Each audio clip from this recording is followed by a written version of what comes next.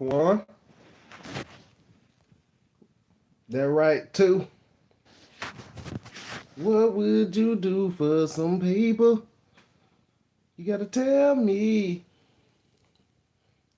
Long live Rich Homie Quan, man. Long live Rich Homie Quan. What do you say? What would you do for some people? You gotta tell me. Man, salute to everybody in the building, though, man. Salute to everybody, gang. Y'all know we fresh off with it. We fresh off with it. Ready to get it. Yeah, we fresh off with it. Ready to get it. Straight up. You gotta tell me. What would you do for some people?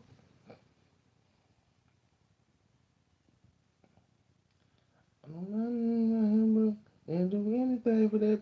Hey.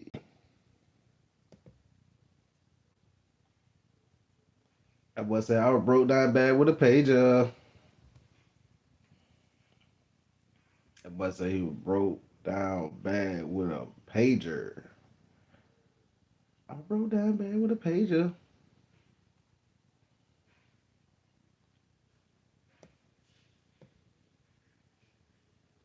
Let me see.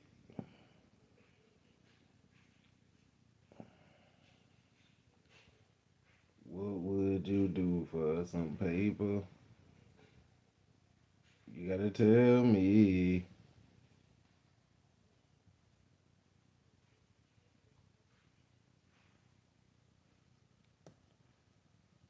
What y'all got going on, gang? We'll get into a couple things real quick. We ain't even gonna wait around. Hold on right quick. Make sure I got all my little shit set up right here.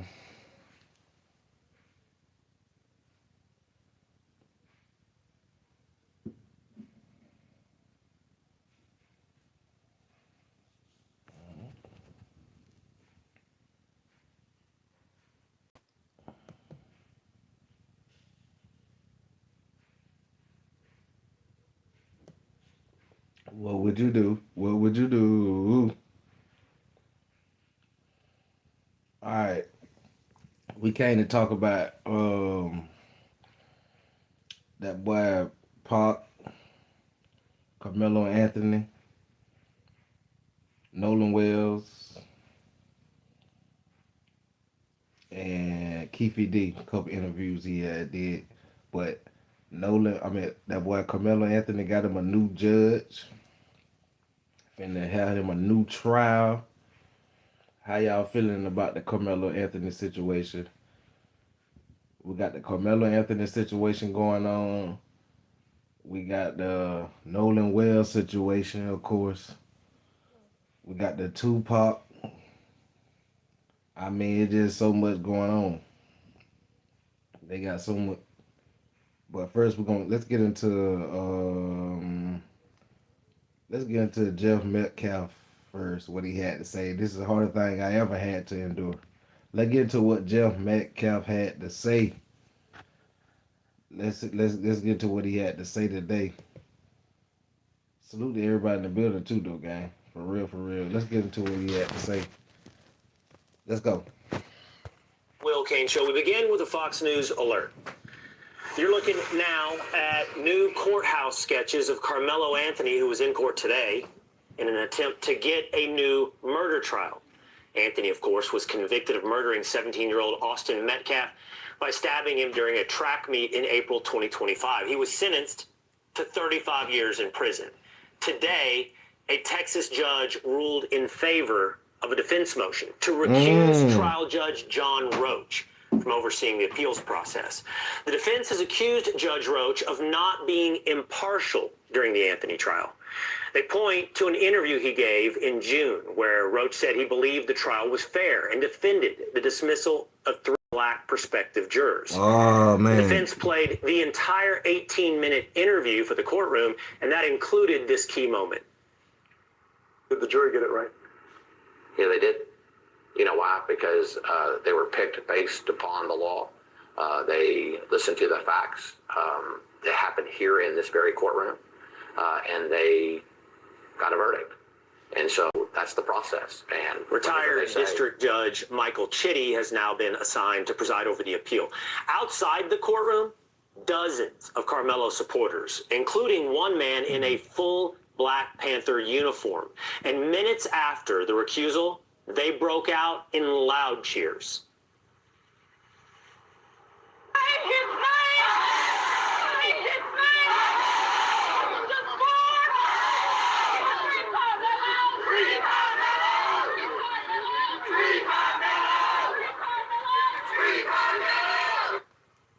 Now all eyes turn to tomorrow, when we could hear brand new facts and testimony that were not previously made public, as Anthony's defense seeks a retrial. Joining me now, Austin's father, Jeff Metcalf, and criminal defense attorney Todd Shapiro. Would it be a retrial tomorrow, gang? Courtroom today. Todd, Jeff, good to see you both. Thank you. Good to see you again, Will. Jeff, let's go inside the courtroom. How did you feel today Would when you it- heard would that they Judge grant had been them- recused? It really didn't faze me. Oh, they're It's going to just daddy, another part of gang. the procedure. It's a normal step. It doesn't change the facts of the case. To me, I don't care which judge presides over the proceedings because it doesn't change the facts. But why, Todd? Why was Judge I'm in Roach agree with Jeff recused? Metcalf. Well, I think, Will, that the judge that was appointed to hear the motion to recuse felt like the interview itself may have given rise to an air of impropriety. It looks like he had already made a judgment. Judge was not going to be impartial throughout the appeals process. And I think in an abundance of caution, at least in my opinion, that the presiding judge decided Roach should be removed from the proceeding going forward because they didn't want another issue to come up on Somebody it. said Based Karmelo and upon Cook. that 18-minute interview he gave to local news, wherein he said he thought that the jury got it right. He said that, though, because he said he thought the jury based it upon the facts and the jury was properly selected. It did not sound like he was giving his opinion on the verdict, but rather on the process of the trial. So how does that make an impartial judge? I will tell you, I tend to agree with you, but saying the phrase "they got it right" could absolutely lead someone to believe that he thinks that Karmelo got what he deserved. And the problem that happened here is it was 2 days after the appeal was filed. It was just days after the end of the trial. And he was still had jurisdictional control over the next steps in the trial. And by making those public comments, I believe that the presiding judge just thought it was too much and it would be best to move in a different direction. Okay, Jeff says it doesn't matter because the facts don't change. First, one more as to what you saw unfold today. What did you think when you saw everybody celebrating, I believe in your words, like they won the Super Bowl? I mean, they can celebrate. If they want to consider it a win for their side, that's okay. I mean, the conviction is what I'm most concerned with, not a recusal of a judge. My main focus right now is the Austin Metcalf Foundation, and that's based on saving lives. And that's based on not having another parent be put in the position that I'm in or the Anthonys are put in. It's not. So the daddy, Jeff sound like he ain't studying then y'all damn talking about or what they talking about. That what it sound like to me. Sound like the daddy, you see what he said? We worry about the Austin Metcalf Foundation. We ain't worried about what Karmelo them got going on over there right now. We ain't worried about that. That's the least of my worries. Let's go. That's what he's saying. It hasn't been easy for either side, and the publicity that this case has generated is above normal. I mean, this is a nationwide, even some worldwide news in some places. But as far as what happened today, it's just one step in a long journey. And it doesn't really change the facts. There's no new evidence. It's just one step that says, okay, we're going to take this judge out and find a different judge. Jeff, you and I've had several conversations together, gotten to know each other a little bit. I know that looking forward is a big part of where you want to be now, where your family wants to focus, the Austin Metcalf Foundation, honoring Austin's memory. But I also know that justice is important to you and that this case doesn't fade into the rearview mirror or come out with an unjust or unjust outcome. When you look to tomorrow and the potential for a new trial, what do you think about that? What could you hear tomorrow? What could, in your words, change the facts and change the outcome for Karmelo Anthony? Well, I mean, that's a speculative answer. So, I mean, I don't I don't deal with a lot of what ifs. I deal with a lot of what is. So what is tomorrow? Tomorrow is a decision if he gets a new trial or not. And we'll go from there. If he gets one, great. The facts are still the same. We had 35 witnesses. If we need to call 35, we will. He brought a knife to a track meet. Not supposed to. Listen Went to a this tent guy. where he didn't belong. Was asked to leave over 15 times. Oh, wait. Got pushed in the shoulder and immediately stabbed someone in the chest. Wait. And killed my son.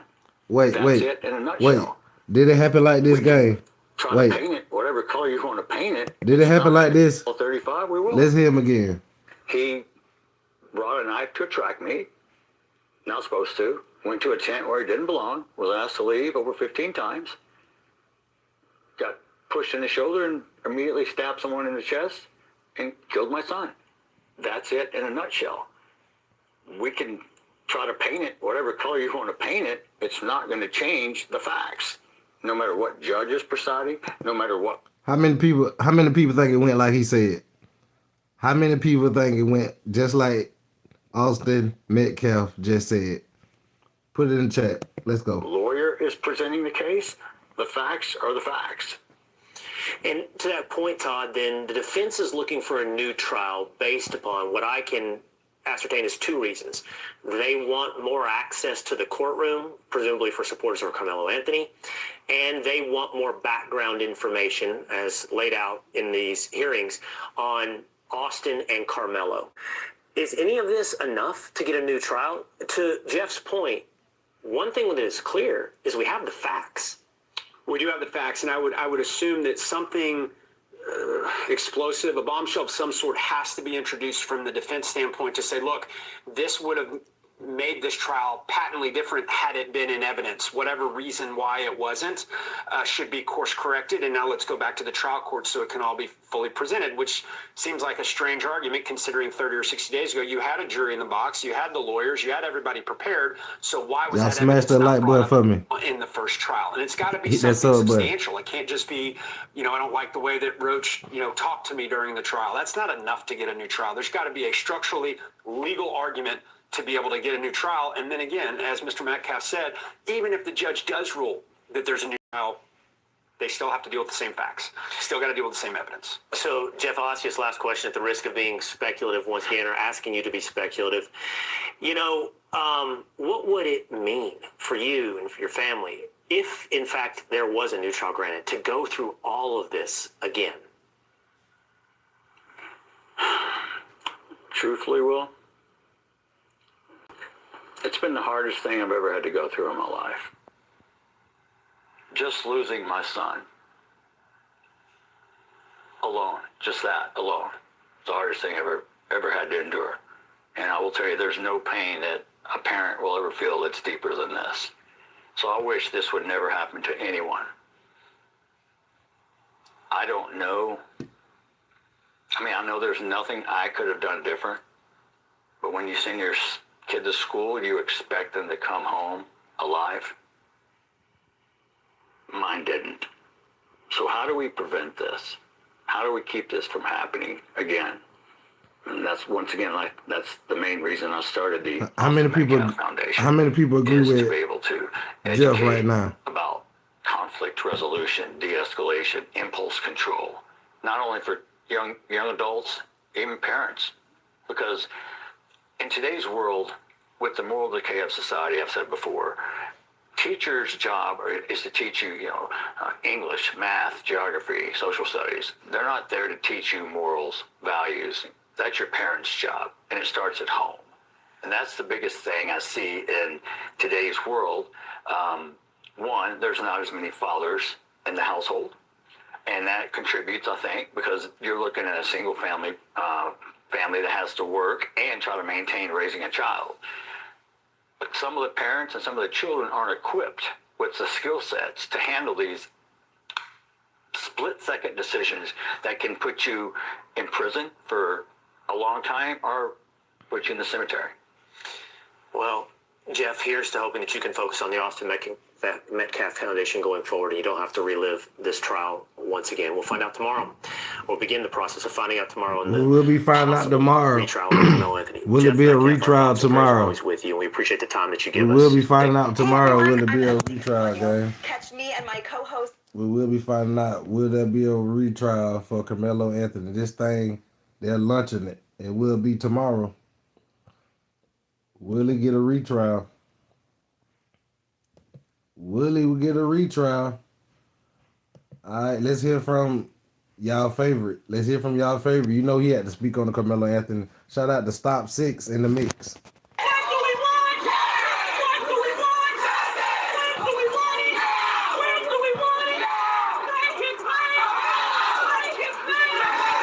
Y'all, our nephew Karmelo Anthony is one step closer to obtaining the justice that he so rightfully deserves. I get that you want an appeal to support a young man, but he killed somebody. And because he killed a white boy, y'all don't care. And y'all out rallying for justice. Justice is served. He killed somebody for no mother freaking reason. We've had people try it, review it. The feedback has been absolutely amazing.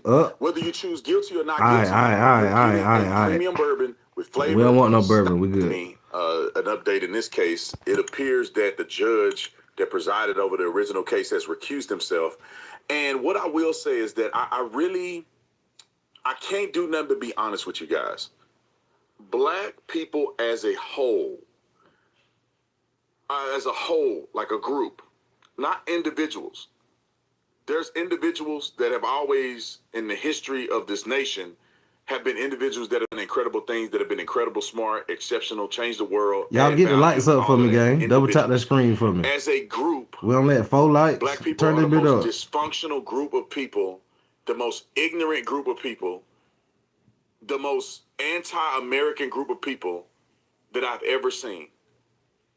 It is asinine for me that you look at any comment section, majority black people, not all, but the majority of them is crying over Karmelo Anthony as if he didn't do nothing.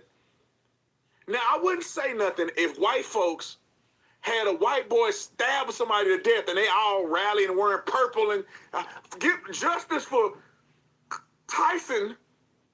You're not going to see that. Because I get that you want an appeal to support a young man, but he killed somebody. And because he killed a white boy, y'all don't care. And y'all out rallying for justice. Justice is served. He killed somebody for no mother freaking reason. They're at a track meet. They get into an argument. He stabbed somebody in the heart. He deserved to go to jail. How many people think it went like that? But because he black. And the How many? people, Wait. How many people think it went like that, guy? How many people think it went just like Stop 6 said? Let's go back a little bit. Did it go like that? Get the lights up, gang. Let's go. But he killed somebody. And because he killed a white boy, y'all don't care. And y'all out rallying for justice. Justice is served. He killed somebody for no mother freaking reason. They're at a track meet. They get into an argument. He stabbed somebody in the heart. He deserved to go to jail. But because he black and the melanated people, I don't know if slavery did it or what. Common sense just do not exist.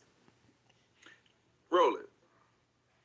Shackle, thanks for joining us. The judge who presided over the Karmelo Anthony case in Collin County was recused today. Get the lights up, will gang. take over tomorrow for Anthony's appeal hearing. The 19-year-old was convicted of murder and sentenced to 35 years in prison back in June for the 2025 Frisco track meet stabbing of Austin Metcalf. And today's ruling is considered to be a win for Anthony. Fox 4's Alex Boyer was inside of the courtroom and has details on what's next. Alex. Hi, Eden. Yeah, certainly a win for Carmelo Anthony today as his legal team pushes forward for a new trial. As we now know, Judge Roach is now out, and a new judge who has yet to be identified will take over this high-profile case from here. Now, like before, no cameras were allowed inside of the courtroom for this morning's hearing. Carmelo Anthony was wearing a green prison jumpsuit and handcuffs initially when he was brought in by the bailiffs. His hair cropped short. Anthony, who is now 19 years old, convicted of the murder of Austin Metcalf back in June and sentenced to 35 years in prison after a jury had rejected his claims of self-defense during a confrontation with Metcalf at a school track meet last year. Now, Anthony's legal team, led by Russell Wilson, argued this morning that a retrial was warranted in part because Judge Roach enforced overly strict courtroom rules, which really limited public access, and also gave a TV interview 2 days after the trial was over and well within the window for an appeal to be filed. Now, the judge sided with the defense and ordered that Judge Roach be recused. That led to cheers outside of the courtroom by dozens of... The only reason that this is even happening is because it's black folks out here protesting and these corny, weird white people who feel like they have a debt to black people in perpetuity are going to do something they would never do for anybody else. Overly strict rules in the courtroom. Karmelo stabbed a kid in the chest. There is no justification for stabbing somebody in the chest who was unarmed. Especially when what is your argument? Self-defense? Self-defense has to be proportional. A person can't come up to me and I initiated it because I'm under a tent I'm not supposed to be. I get confronted, and because the person, I don't want to fight, I either stab the person. A deadly weapon is a deadly weapon no matter what. Carmelo stabbing him or shooting him is the same thing. He utilized a deadly weapon to kill somebody. So you can't just shoot somebody. Do y'all agree? They tell you to move and you don't want to move. Do y'all agree? Wait, what he said? Statements from wait, kids wait. other kids. Let's go back. When Did we hear right? Do y'all agree? Do y'all agree what Stock said? Are going to do something they would never do for anybody else. Overly strict rules in the courtroom. Karmelo stabbed a kid in the chest. There is no justification for stabbing somebody in the chest who was unarmed. Especially when what is your argument? Self-defense? Self-defense has to be proportional. A person can't come up to me and I initiated it because I'm under a tent I'm not supposed to be. I get confronted, and because the person, I don't want to fight, I either stab the person. A deadly weapon is a deadly weapon no matter what. Carmelo stabbing him or shooting him is the same thing. He utilized a deadly weapon to kill somebody. So you can't just shoot somebody because they tell you to move and you don't want to move. It's witness statements from kids who were black and other kids who were there at the track meet said that Carmelo Anthony was the aggressor. But because how many people think Carmelo Anthony was the aggressor? Was Carmelo Anthony the aggressor, gang? Let me know. Y'all let me know, was he the aggressor? So hold up, somebody, I'm looking at the chat. They all jumped in. He was invited to the tent. We did hear what his name was. What Carmelo Anthony friend name was. What his name? Somebody put his name in the chat. What was Carmelo Anthony friend name? What was his name, gang? Was it Joey or something like that? What was his friend name, gang? That's who invited him to the tent, they say, allegedly. I don't know, but they said he the one that invited Carmelo Anthony to the tent, gang.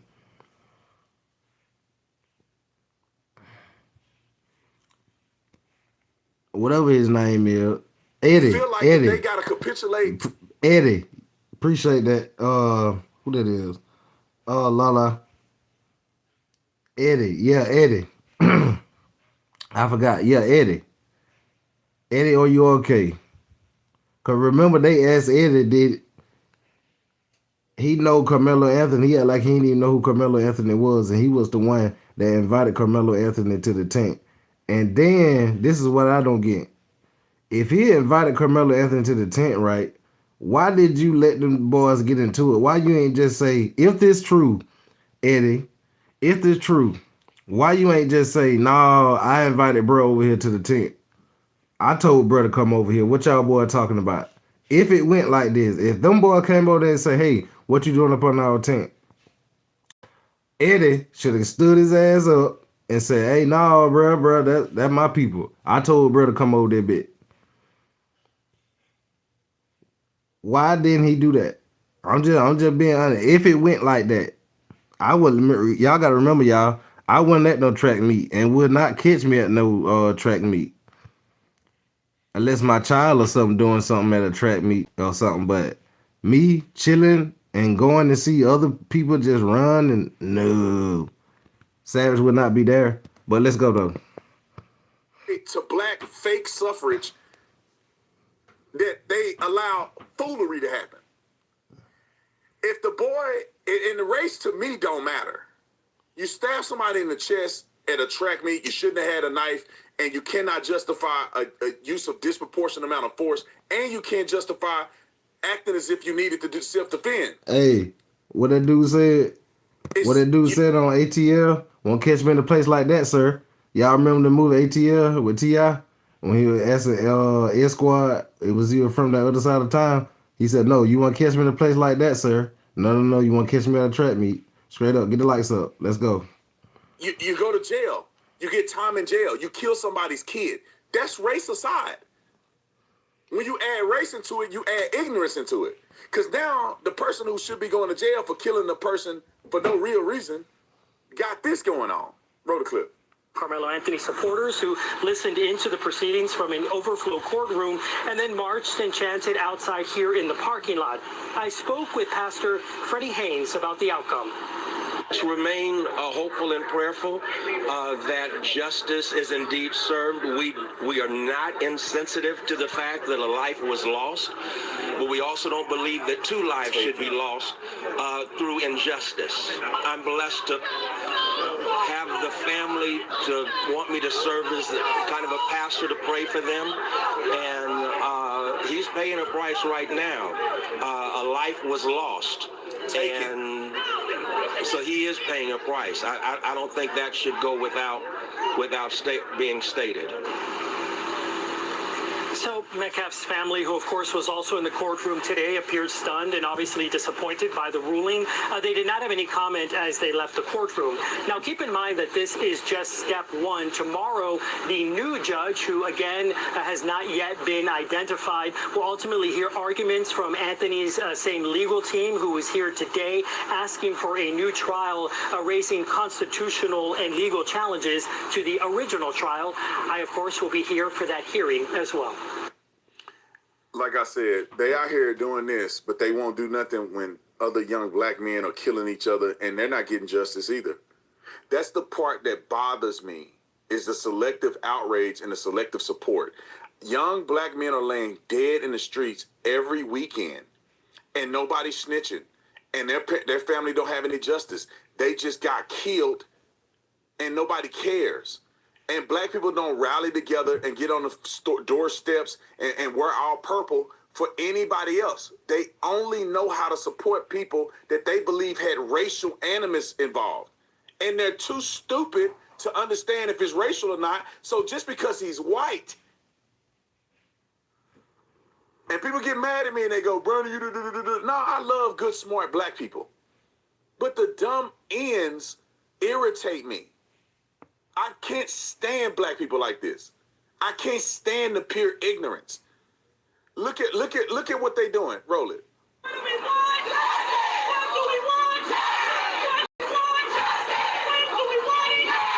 What's up, Black Mac? Salute to everybody in the building, man. Y'all, our nephew Karmelo Anthony is one step closer to obtaining the justice that he so rightfully deserves. This crinkle-faced, decrepit judge, John Roach, was recused from any further proceedings pertaining to the Karmelo Anthony case. I'm so proud of our people, too. We really showed up and showed out in numbers for Karmelo today, and hopefully we're able to do the same thing tomorrow. Now, it's still an uphill battle. Just to remind y'all, today we were going after the motion to recuse Judge John Roach over his allegations of bias, which we got the win for that. Tomorrow, there's going to be a hearing on the motion for a new trial. Hopefully, they're able to throw those bogus 35 years out and grant this baby the justice that he deserves. Justice for Karmelo. We're rooting for you, baby boy. All right. The low vibration of black stupidity is bothering me. Well, one thing is that we throw the bogus 35 years out. They could have given him life. An all-white jury, y'all claim, gave him 35 years instead of life in prison. I feel like they gave him a fair middle ground assessment. But when you're stupid and you don't understand the law, you're just willing to say whatever. A judge recusing himself, in my opinion, they should have just said, no, you don't need to recuse yourself. People need to get over it. But if they did recuse himself, that don't change the law. That don't mean that you get another judge that's going to say, oh, I'm just going to do something different in the law. Either he broke the law or he didn't. According to the statute, he broke the law. There is plenty of white people, white cops, that many believe have been done unjustly. You don't see them out here protesting and acting up in justice for so-and-so. I feel like white people have the maturity and IQ to diagnose if a person has done something wrong. Majority of them can see that person is wrong. That person is wrong. Y'all don't have a filter. Every black person that's ever been killed by a white person is always right. It's literally, I don't know what happened. And we can't blame slavery forever. So it's something in the 60s that happened to black people to make them so ignorant like this. If your protest was effective, your numbers will be way up here. But your homicide numbers are up here as far as per capita higher than anybody else. Abortions higher than anybody else. Poverty, number one. Baby, y'all number one. You want to go down the list? Education. Go to some of these black schools. Y'all should be protesting in front of these schools. Kids can't read. Y'all cool with that. But justice for Karmelo, but your kids can't even read at the school Karmelo went to. Lord Jesus, help us.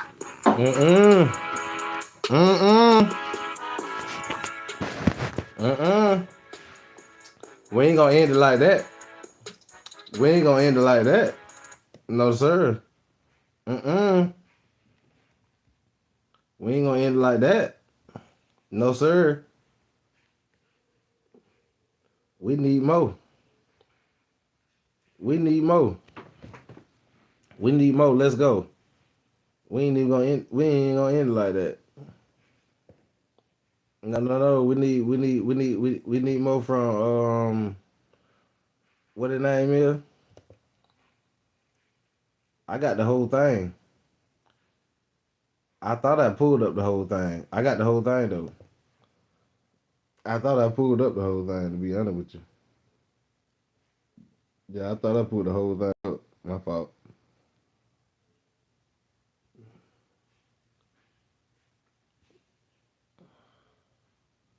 Oh yeah, I got the whole thing right here.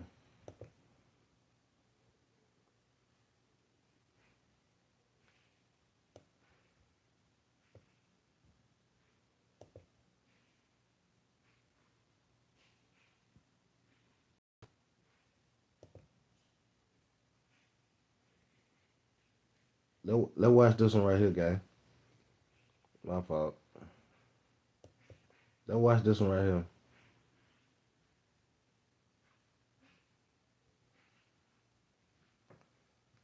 I want everybody in this room to have that same spirit, that same identity carried in your life. Make sure that you go in a roundabout, don't know how to stay in his lane, and so he did not just get in my lane, he tried to do a right turn and broke my carbon bike. Let's go. Thank Let's God get I'm into alive, this. because I'm made of steel and concrete and grit. All right. That's enough. That's enough, fam. Let's go. That I've ever seen. It is asinine for me that you look at any comment section, majority black people, not all, but the majority of them is crying over Karmelo Anthony as if he didn't do nothing. Now, I wouldn't say nothing if white folks had a white boy stab somebody to death, and they all rallying and wearing purple and get justice for Tyson. You're not gonna see that, because I get that you want an appeal to support a young man, but he killed somebody, and because he killed a white boy, y'all don't care. And y'all out rallying for justice. Justice is served. He killed somebody for no motherfucking reason. Salute everybody in here, man. They're at a track meet. They get into an argument. He stabbed somebody in the heart. He deserved to go to jail.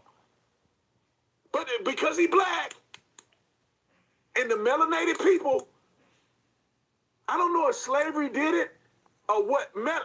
Common sense just do not exist. Roll it.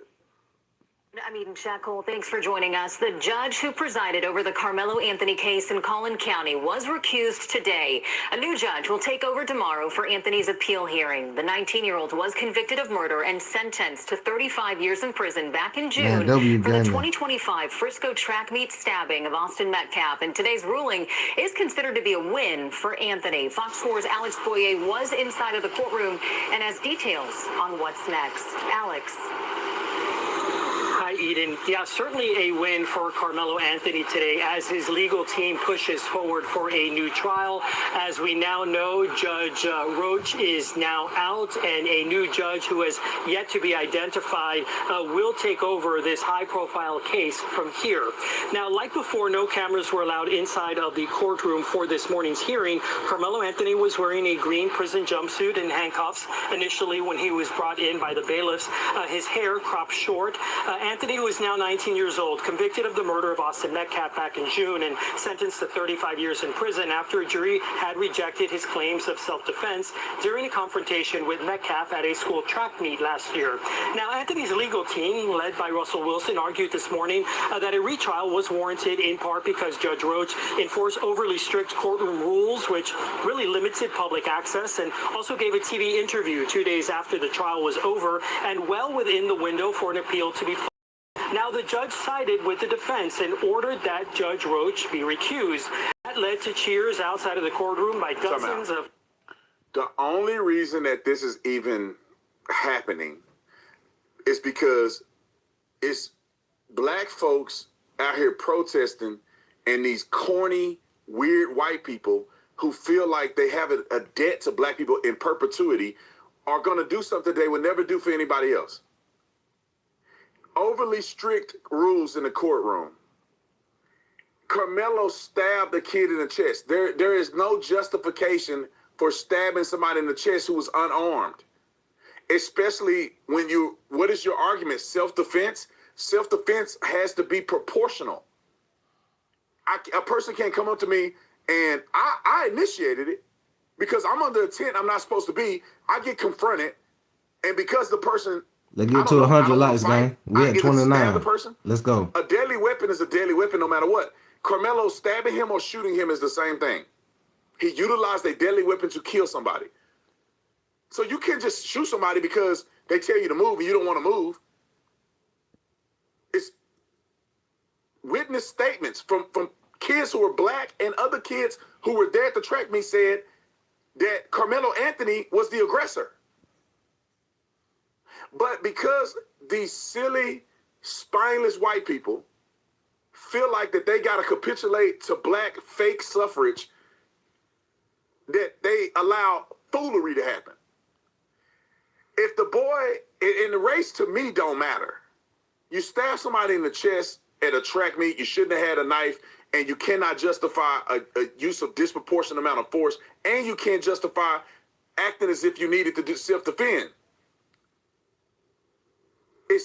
You go to jail. You get time in jail. You kill somebody's kid. That's race aside. When you add race into it, you add ignorance into it. Because now the person who should be going to jail for killing the person for no real reason got this going on. Roll the clip. Karmelo Anthony supporters who listened into the proceedings from an overflow courtroom and then marched and chanted outside here in the parking lot. I spoke with Pastor Freddie Haynes about the outcome. Remain hopeful and prayerful that justice is indeed served. We are not insensitive to the fact that a life was lost, but we also don't believe that two lives should be lost through injustice. I'm blessed to have the family to want me to serve as kind of a pastor to pray for them, and he's paying a price right now. A life was lost, and so he is paying a price. I don't think that should go without being stated. So Metcalf's family, who of course was also in the courtroom today, appeared stunned and obviously disappointed by the ruling. They did not have any comment as they left the courtroom. Now keep in mind that this is just step one. Tomorrow, the new judge, who again has not yet been identified, will ultimately hear arguments from Anthony's same legal team, who is here today asking for a new trial, raising constitutional and legal challenges to the original trial. I, of course, will be here for that hearing as well. Like I said, they out here doing this, but they won't do nothing when other young black men are killing each other, and they're not getting justice either. That's the part that bothers me, is the selective outrage and the selective support. Young black men are laying dead in the streets every weekend, and nobody's snitching, and their family don't have any justice. They just got killed, and nobody cares. And black people don't rally together and get on the doorsteps and wear all purple for anybody else. They only know how to support people that they believe had racial animus involved. And they're too stupid to understand if it's racial or not. So just because he's white, and people get mad at me and they go, brother, you do. No, I love good, smart black people. But the dumb ends irritate me. I can't stand black people like this. I can't stand the pure ignorance. Look at what they doing. Roll it.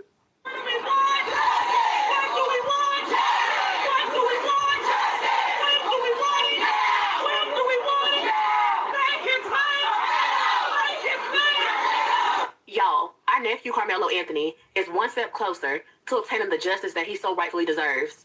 This crinkle-faced, decrepit judge, John Roach, was recused from any further proceedings pertaining to the Karmelo. How many people rocking with Stop Six in my I'm so proud of our chat? people too. We really showed up and showed out in numbers for Karmelo. How many today. people rocking with Stop Six in the chat? This about Karmelo Anthony and Nolan Wells, gang. This live is about Karmelo Anthony, Nolan Wells, and Pop.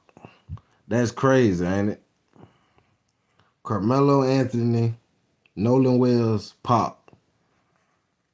Crazy work. Crazy work. Hold up, gang. Hold up right quick, gang. I hear somebody at the door. Hold up right quick, gang.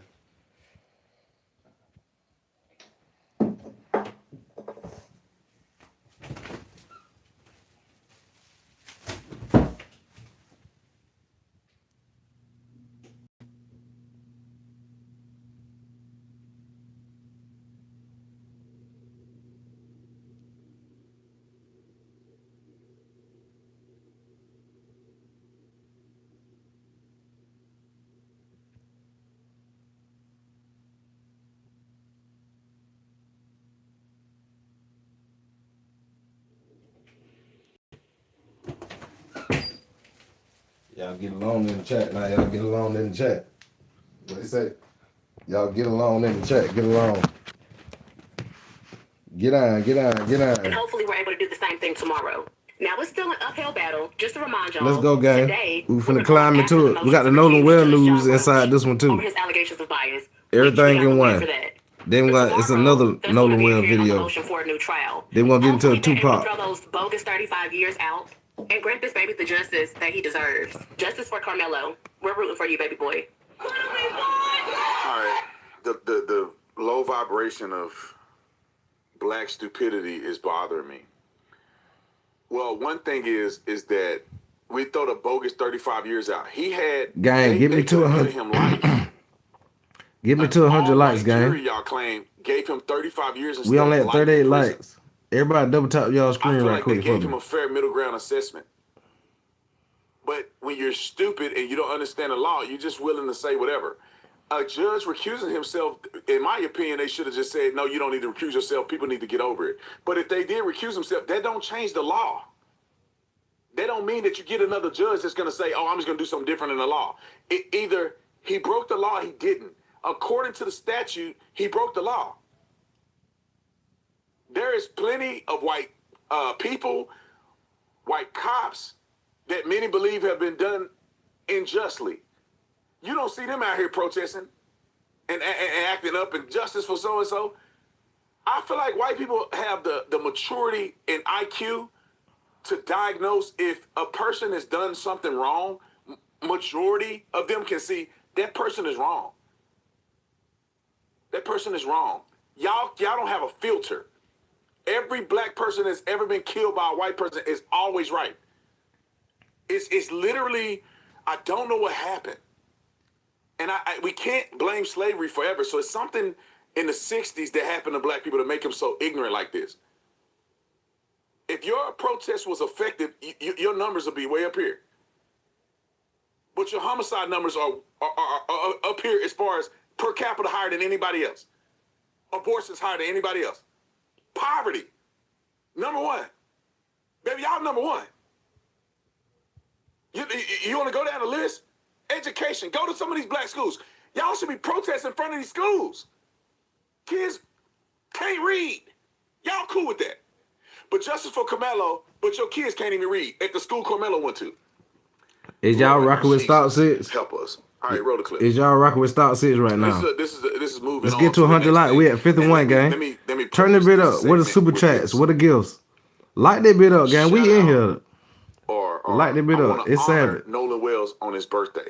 Shout out to World. His birthday was yesterday. That kid was an amazing young man. Stop Said did this live yesterday, Nolan gang. Wells Let's go. Was an example of what I believe young black men should be.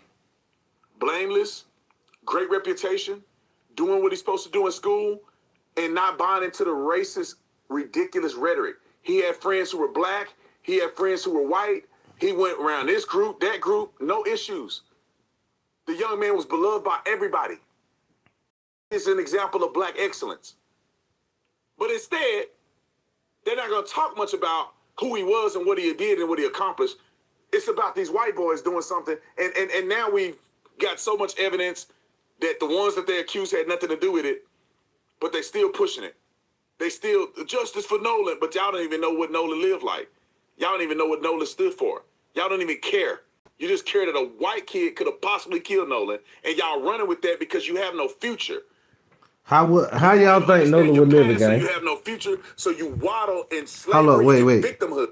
How many people think Nolan was living his life like a wild life? Love partying all the time, getting effed up.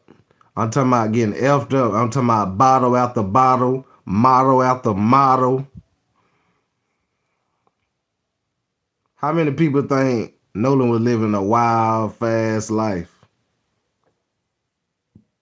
He was living a straight party life. Partying all the time.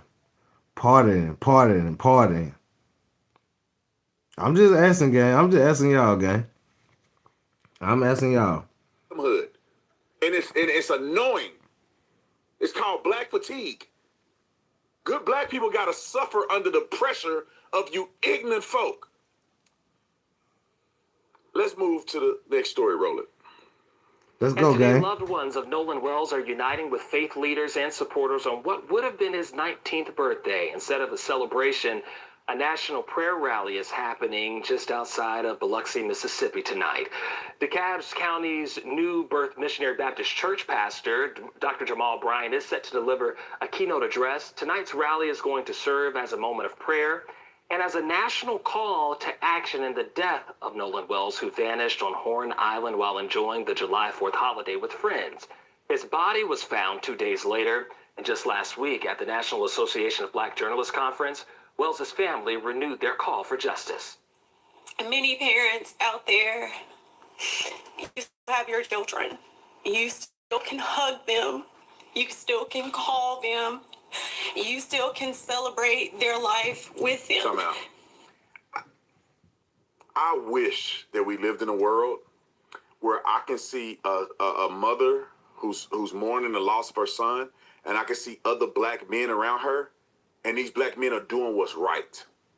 But instead, you would never see this happen, or not never, but you'll rarely see this happen, because the one to her right is a hoodwinking, race-baiting fool, and the other one to her left, his whole life has been race-baiting.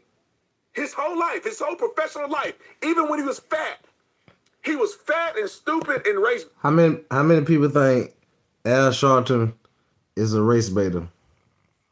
How many people think Ben Crump is a race baiter? Stop Six is going in on both of these boys right now. If you really paying attention, let's go. Race baiting. And where does his kids go to school at? Where do Al Sharpton kids go to school? No. F that.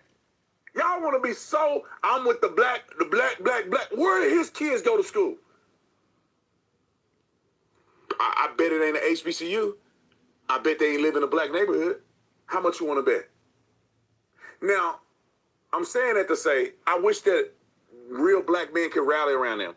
But instead, these fools are around her. And then Jamal Bryant. What does Jamal... No, I bet you Nolan don't even know who Jamal Bryant is. He didn't know who Jamal Bryant was. Why is Jamal Bryant a part of this? Finish the clip. And we do not have that anymore. Wills's cause of death has still not yet been determined publicly. So here's the fool that they got associated with their family, and now is the prayer. They can't find a better pastor than this. Let me explain something to you. Why can't they have a white pastor? This is where I feel like the racism of black people are just so prominent, and they get away with it, and the world is laughing at them, but in their circle, they think it's all justified. Nolan appeared that he loved everybody.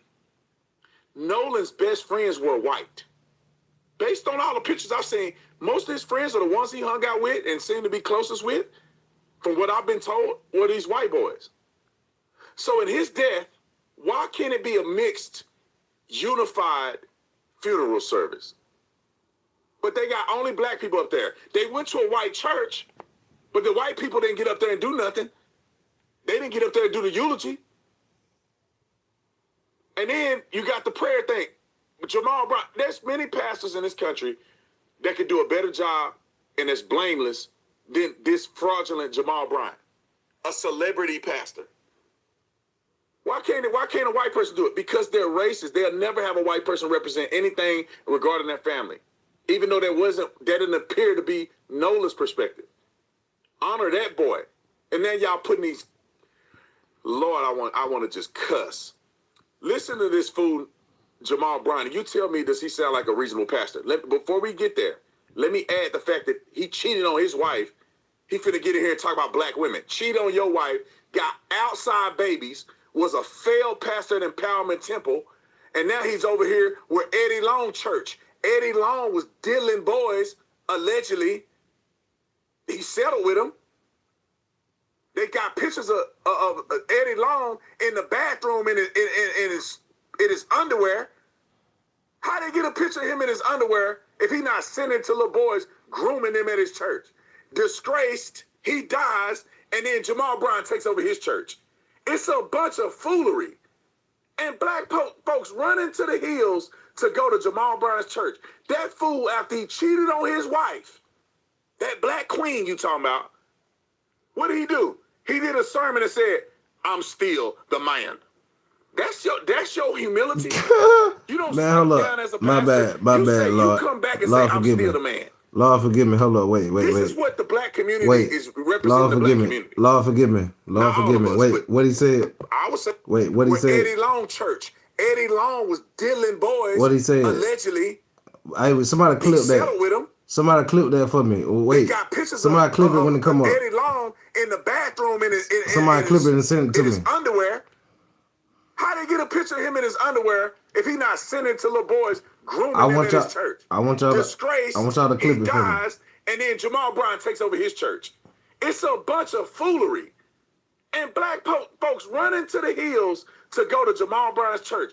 That fool, after he cheated on his wife, that black queen you talking about, what did he do? He did a sermon that said, I'm still the man. Clip it. Somebody clip that. That's your humility. Somebody clip it. You don't step down as a pastor. You come back and say, I'm still the man.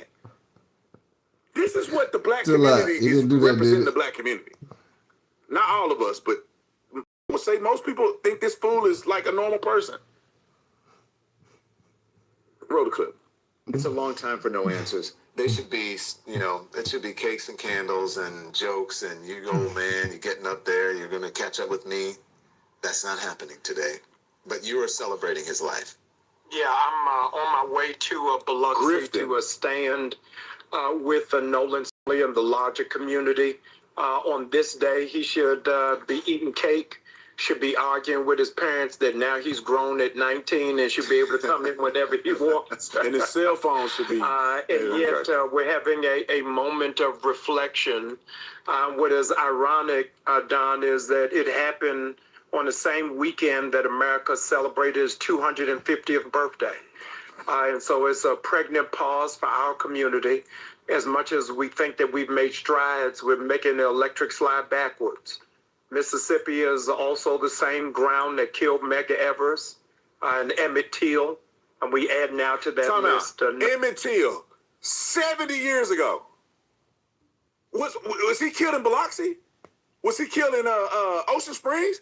Was he killed on Horn Island? Then why are you making a comparison to Emmett Till 70 years ago to right today? And you don't have no evidence. This is supposed to be a man of God. God didn't give you no wisdom. You ain't got no evidence that nothing happened to the boy other than he may have drowned. But you sitting there pushing this stuff. I just can't stand these people, man. I can't stand them. That boy deserves better than the way these dumb Negroes are treating him. I'm still the man. About them. It's all about race. Let's get to 100 likes, gang. What we doing? We at 58. We at 58 likes. My super chat. Something wrong with my super chat and gills, gang. Why they ain't flying through?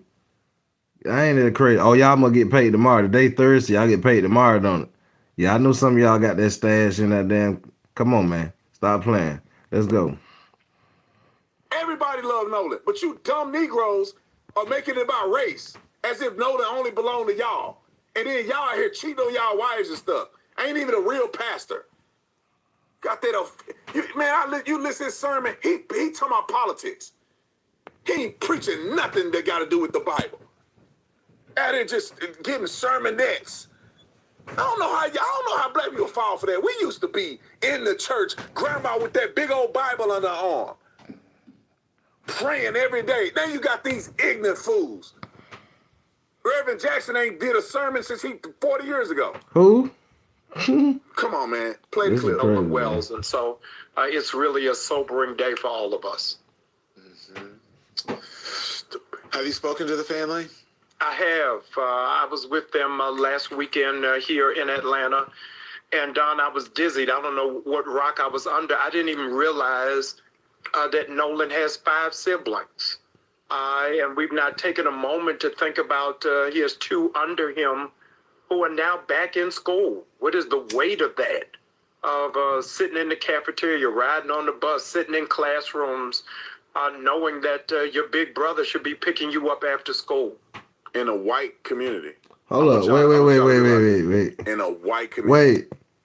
Did somebody say pastor... Hold up. Wait. Did somebody say only pastor teach the word of God as Geno Jennings? No. I ain't gonna count. I ain't finna be in here speaking on pastors because that ain't what you supposed to do. So I was finna comment on that, but I ain't gonna do it. But let's go. I ain't gonna comment on that. Let's go. Why couldn't I go live in... Next. And what did he say?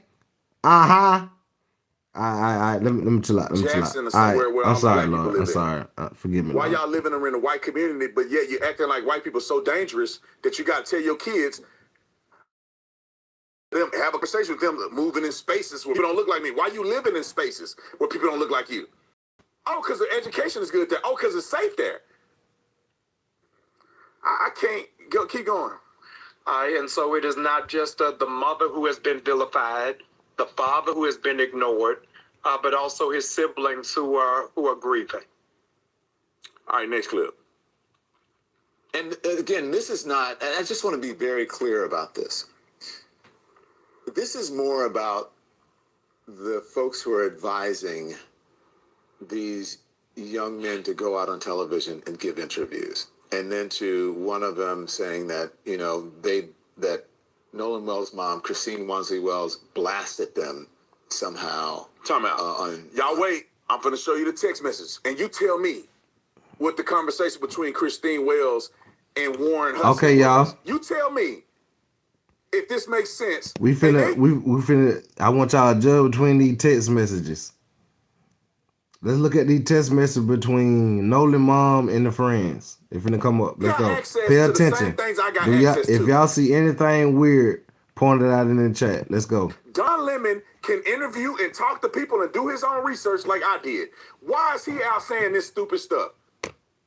Ma'am, I wish that Christine Wells and I didn't have a bad relationship. And the relationship that we have bad because they don't want to talk to me. That Brandon should get airtime. I'll be willing to talk to them and interview them if they had something valuable to add. I don't mind that. Stop 6 want to interview.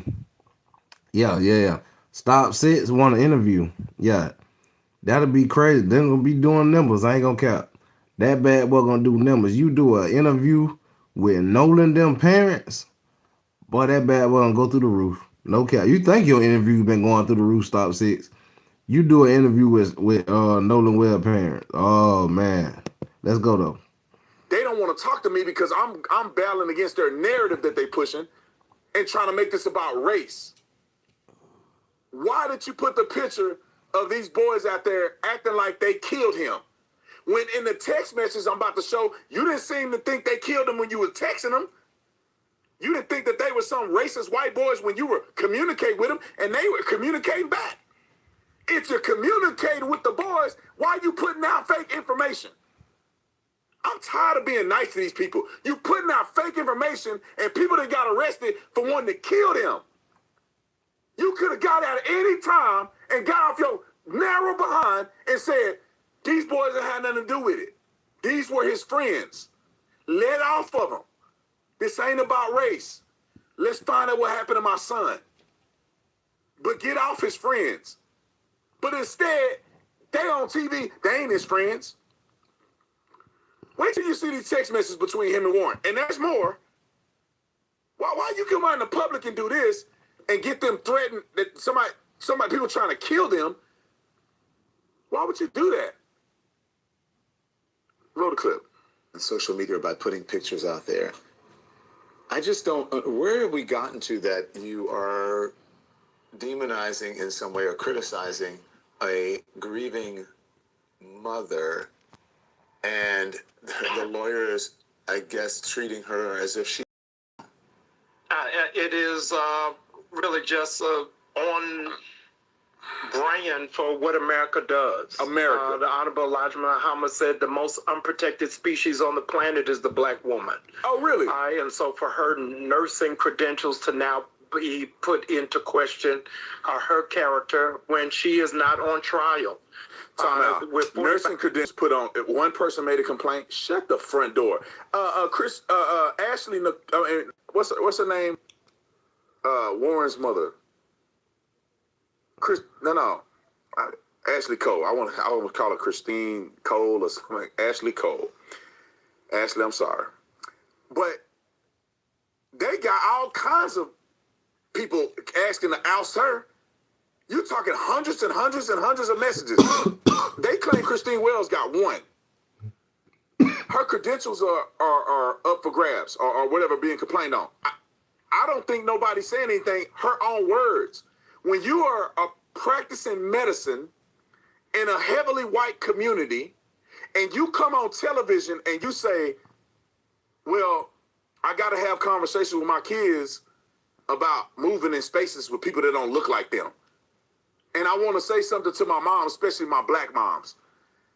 If a white lady were to come on to an interview in an all-black neighborhood and say she has to talk to her children about being around people that don't look like her, I swear to God, she would lose her job and license in the same day. I think that's crazy. What you mean you gotta talk to your kids about being around black people? You know how stupid that sounds? But then black people can do it to white people, and it means nothing. I wouldn't wanna go to a doctor that says she gotta teach her kids about being around people that look like me. How do I feel safe with you being a nurse practitioner or a nurse or someone that gives service to somebody that could save somebody's life and you are a racist? I would never say something like that. It's not right.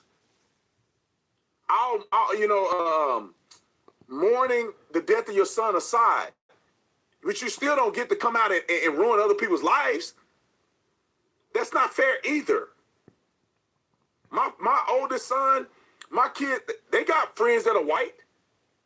If my son came back, somebody said he drowned hanging out with his friends who are white, and I would not put them boys on a television unless I knew for a fact they had something to do with my son's death. I would call his mama, their mama. Hey, what do you know? I need to know what's going on. And then cooperate. Stock 6 is saying she was wrong for putting them boys out there like that. They name and pictures. That's what Stock 6 saying right now. She was wrong.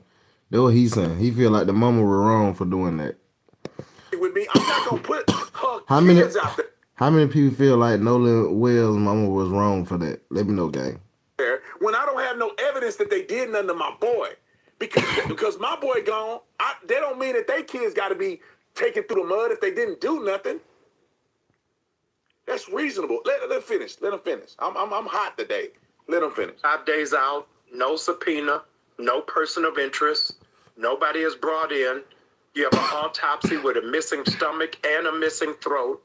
And we have no answers. And because she's asking legitimately, what has happened to my son? Then she is the bad guy. She didn't name any of those young men. She wants legitimately, why is my son put in that same place? And it's the same position, might I add, Don, that Emmett Till's mother was in. Exact same position that Merle Evers, the widow of Medgar Stop Evers. it. I can't. This ignorant Negro brought up Emmett Till. Said that Christine Wells was in the same position as Till's mama. I swear, you ignorant fools, and God have mercy on your soul for being this stupid. And every black man in America should be on his head for diminishing what happened to Emmett Till. Where have we gotten as a black community that we let a man say something this stupid, and because you agree with him politically, you let it go? This Negro shouldn't be able to step foot in a black facility. Comparing Emmett Till to Nolan Wells. Emmett Till was a little kid. He was 13 years old, 12 or 13. Emmett Till had white people come to his house and take him, murder him, put a cotton gin around his neck, and drown him in the water. 100% racist. 100% unjustified. We 100% know what happened to Emmett Till. And you say his mama had to go through what Emmett Till mama had to go through? You see the open casket in Emmett Till's death? It was no report of an autopsy of no blunt force trauma. No indication of foul play. That's what Nolan Wells' autopsy was. Emmett Till's autopsy was him being beat to death. She had an open casket, and if you Google it right now, you will gasp at how mutilated his body was. How many? And he was a 13-year-old kid. Y'all rocking with Stop 6? These ignorant fools out here comparing that. Get the lights up, gang. Donate to the platform. What are super chats? What are gifts? Turn that bit up, man. Turn that bit up for me, y'all. But the audacity, it's 7, man. that Nolan Wells, at this point in the investigation, there's no indication of foul play. He had no bruising to his face, the side of his face, not even the back of his head. That's the layer underneath. I want really finna turn the bit up that had after this video. redness. I'm really It finna turn wasn't the bit up. bruised. It wasn't blunt force. There wasn't a skull fracture. There's no injuries to his face, his neck, his arms, his legs that indicated that somebody had done something to him as an 18-year-old man. And you compare that to a 12-year-old, 13-year-old boy that got mutilated by white racists. I want to cuss. I may not even be able to watch that. Give me one more clip and I'm done. I don't think I can watch no more of this fool. In the Nolan Wells case, though, you said no one has been brought in. Now, no one may be brought in. What if they have nothing to do with it, or that they find, at least in their investigation, their conclusion that it was accidental? Therefore, there wouldn't be a need to bring anybody in. Well, let's bring them in to find that out. Time out. It's an ignorant person. Bring them in. They interviewed 60 people. The boys already talked to law enforcement. What are y'all missing? Do I got to breathe air for you fools? Like, what are you saying? Nigga, you didn't do no research? Negro did no research. None. They were already interviewed. Finish the clip and I'm moving on. amazing. There's still no questions. How do you end up with Nolan's phone? How is Nolan's phone in your home when you have didn't know where it was and they had to find it through a locator? How did you all leave together, come back? There's still a whole lot of questions that I think shouldn't be argued in social media, but should be argued or questioned in the sheriff's office, but we're not saying any of that. We're not seeing any of that. Oh my gosh, help me. All right, text messages. Let's look at the text message that was sent. And you tell me that Warren Hudson murdered her son. All right, let's look at these text messages, Now, gang. just so you guys know, Warren initiated this phone call. The mama, and hey, gang. communication. Let's look at these messages, gang, between Warren and Jax. Jax and the mama, and then Warren and the mama. I know some of y'all don't saw it, some of y'all ain't. But look at some of these messages, and let's see, do anything look suspicious to y'all?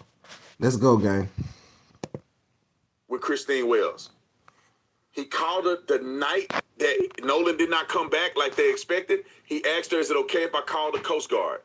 They had a short communication, and he calls the Coast Guard. He told me in the interview that we interviewed him on that he told Miss Christine that he had Nolan's phone and keys. This is Nolan mama in the dark. Nolan mama is in the gray, and Jax, Nolan mama is in the gray, and Jax them, of course, is Nolan friends, was so-called friends. I meant friends is in the blue. But let's go though, gang. For real though. Let's go. All gang aside. Let's go. That's what he said he told her. Now, if you done kill somebody, 9 times out of 10, you ain't talking to their mama. But listen how the conversation went, though. I'll read it to you. Warren, where is his car? I think, what is this, on the 4th? This is on the 4th at, let me look over here, because at 11:15 p.m. Warren, where is his car? At Jax's house. Where is that? Can you send me the address where you guys launched? Yes, ma'am. He goes on to send her the address. What was the last time you saw him?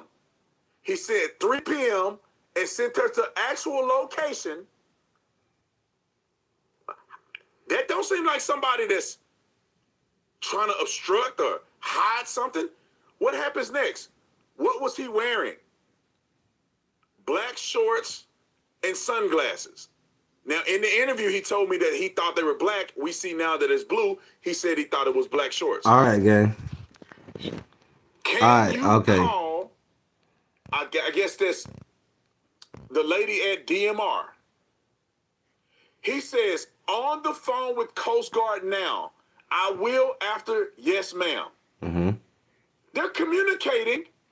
Everybody communicate. Everybody commit what Stock Sit trying to say. She is talking to them regular like everything good. Then she come out like that towards them. But let's go. Let's go. Let's dig a little bit more. Let's go. Had a question or a concern or what? She could text it to him right here. He's responding to her. Yes, ma'am. Can you call DMR? Yes, ma'am. I will. I'm on the phone with the Coast Guard right now. On the phone with the Coast Guard doing what? Trying to coordinate them to look for his friend Nolan. She don't say she's not. This doesn't sound like this some random kid. She says, "Thank you so much. We have to file a missing person report. So one more time, tell me exactly where you saw him last. I'm so sorry. I am asking you to repeat this." It does not seem like she got a problem with him. He says, "No problem. 3 p.m. West Tip, north side of Horn Island. Where did you guys lunch from?" He sent her another ping of where they lunched from. Told her exactly where he saw Nolan and what time. What? How? Okay. He said, "We lunched the boats yesterday evening and left from here this morning."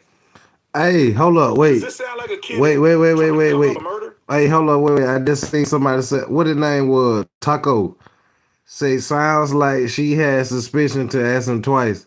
No, listen. She that was the other friend. I was saying that yesterday, Taco. Listen, she questioned both of them. She had suspicion. At first, she was great. I was saying that yesterday. At first, she was great, and then it just seemed like when they started saying, you know what I'm saying, what they knew, she wasn't believing it. Shout out to Taco, man. I caught that, Taco. I caught that. Let's go though. But look at and then get what though? Y'all pay attention to the dates too. Pay attention to the dates. Pay attention to the dates. Giving her exactly where you lunch from, giving her exact locations. Here we go again. It says Nolan's dad is at the house to pick up the keys. Warren, it said Jackson's house, not Warren's house. But she told him Nolan's dad is at the house to pick up the keys. Hey, Warren, what kind of sunglasses was Nolan wearing yesterday? I'm pretty sure Ray-Bans, Miss Christine. Then he goes on to say, hey, Miss Christine, just wanted to check in. We went out this morning to look, and I've been on and off the phone with Jackson County Sheriff's Office today. If you need anything at all, please don't hesitate to reach out. Do I quit the show now or what?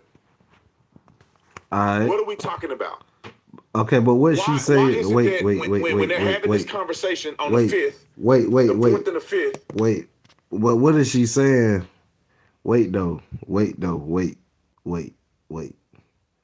We all praying for your family. We appreciate it. What is made motto of the boat, guy?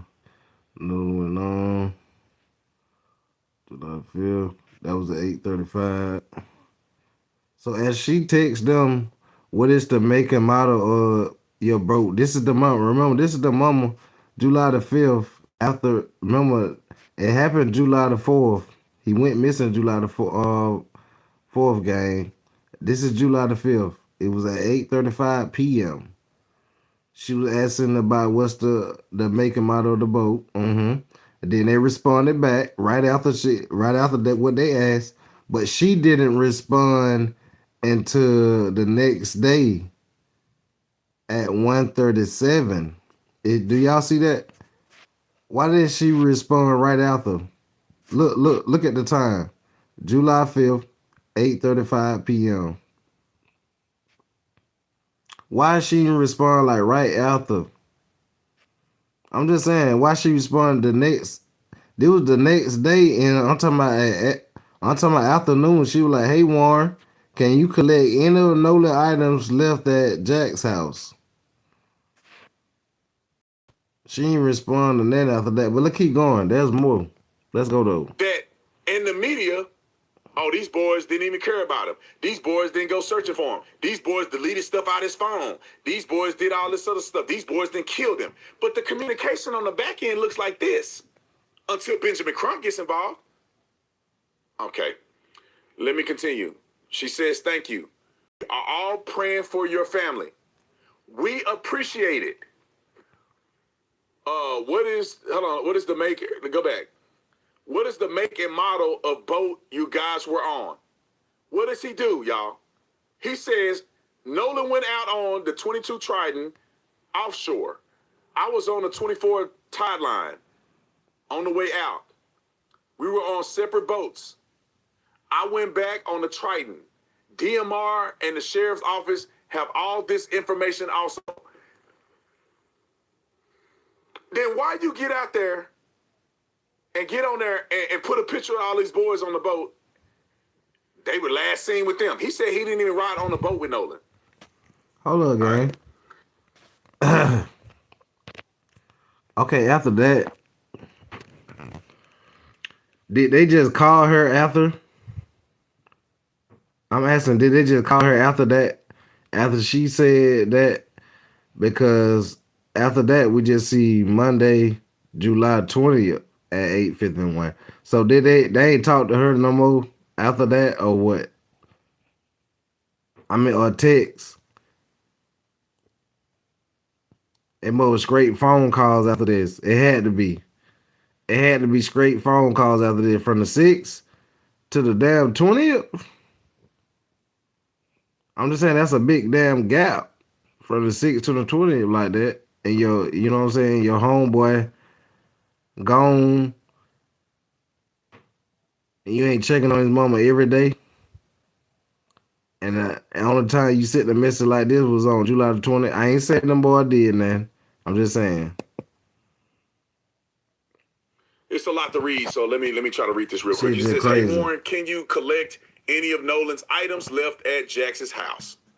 It looked like there was a duration of time between that text and a response, which was the 20th when we were in Mississippi on Nolan at Nolan's funeral. And this is what what Warren wrote Miss Christine. Good morning, Miss Christine. I just wanted to let you know that my family and I have been praying for you and your family. Nolan was one of my best friends since we were in 8th grade together. You and Mr. Elmore raised one of the best men I've ever met. I wish that I could be there today, but I would never want to take the attention off of your family and Nolan and be a distraction. Thank you for being the best parents that Nolan could have. Now, does this sound like a deranged white racist that killed a guy that wasn't even his friend? But yet he's saying he's praying for you, and yet he explained exactly why he didn't come to the funeral. But you don't put that out in the media. You don't frame it like this. You let the world eat these boys alive. He told you exactly why he didn't go to the funeral. You let everybody get out there and say all these things about your son's friends. And I heard a lot more about Christine, and I'm not going to publicly say anything about it. But I heard a lot about it. Somebody gave me a whole rundown of all this stuff. And I do not understand why this had to be about race and it couldn't be about a community coming together to find out what happened to Nolan.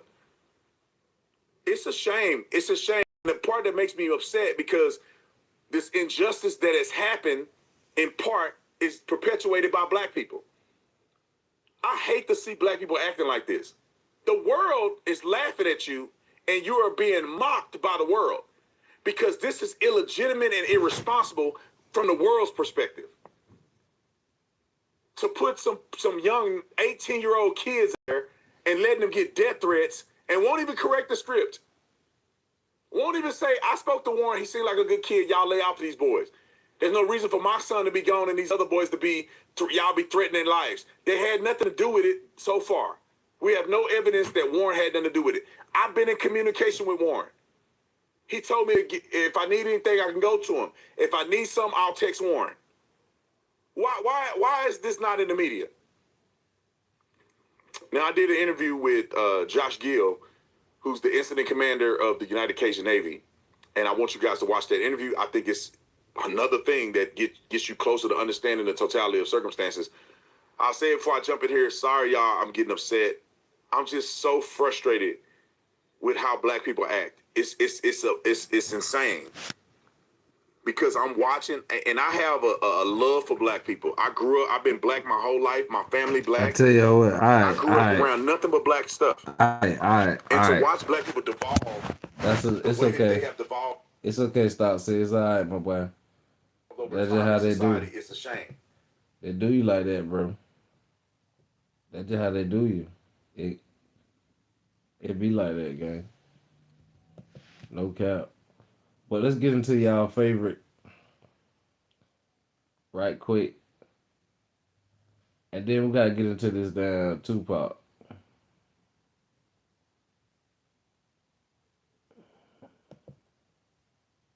Yeah, let me get that up out of here.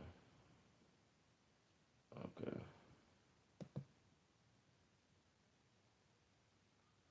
Yeah, let's go this right here.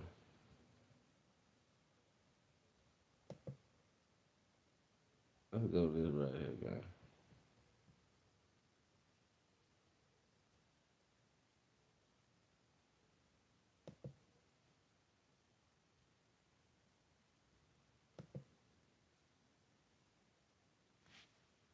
Investigation.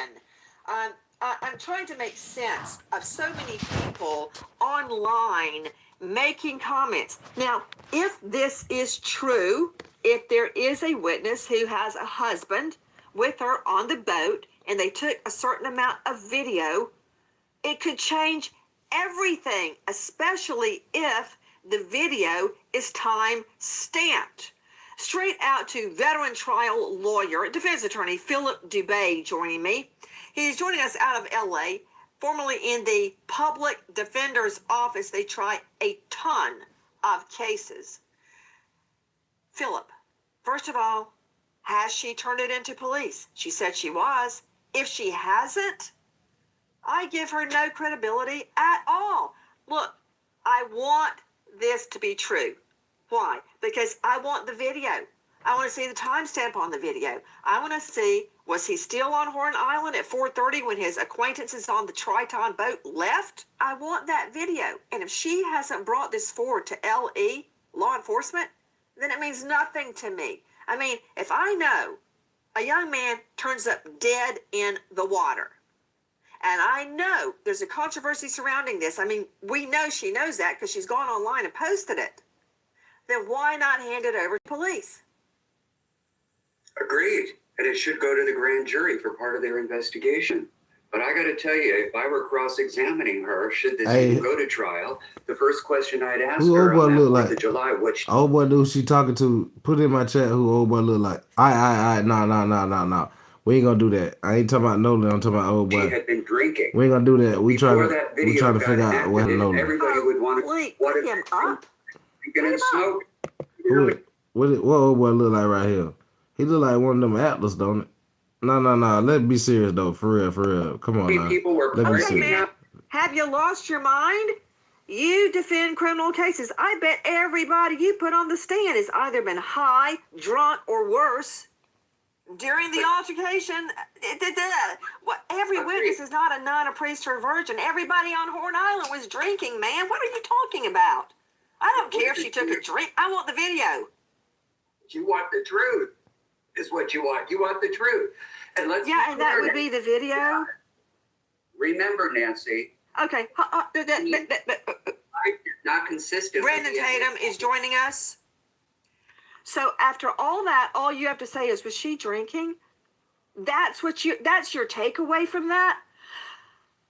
Joining me is Brandon Tatum, former police officer, Tucson, now star of The Officer Tatum on YouTube, who famously has interviewed the acquaintances who all say they had nothing to do with it. Let's just put that out there. He's interviewed them extensively.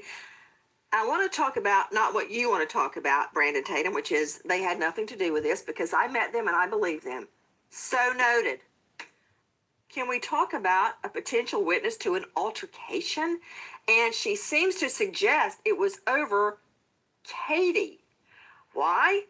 Don't know what the altercation was.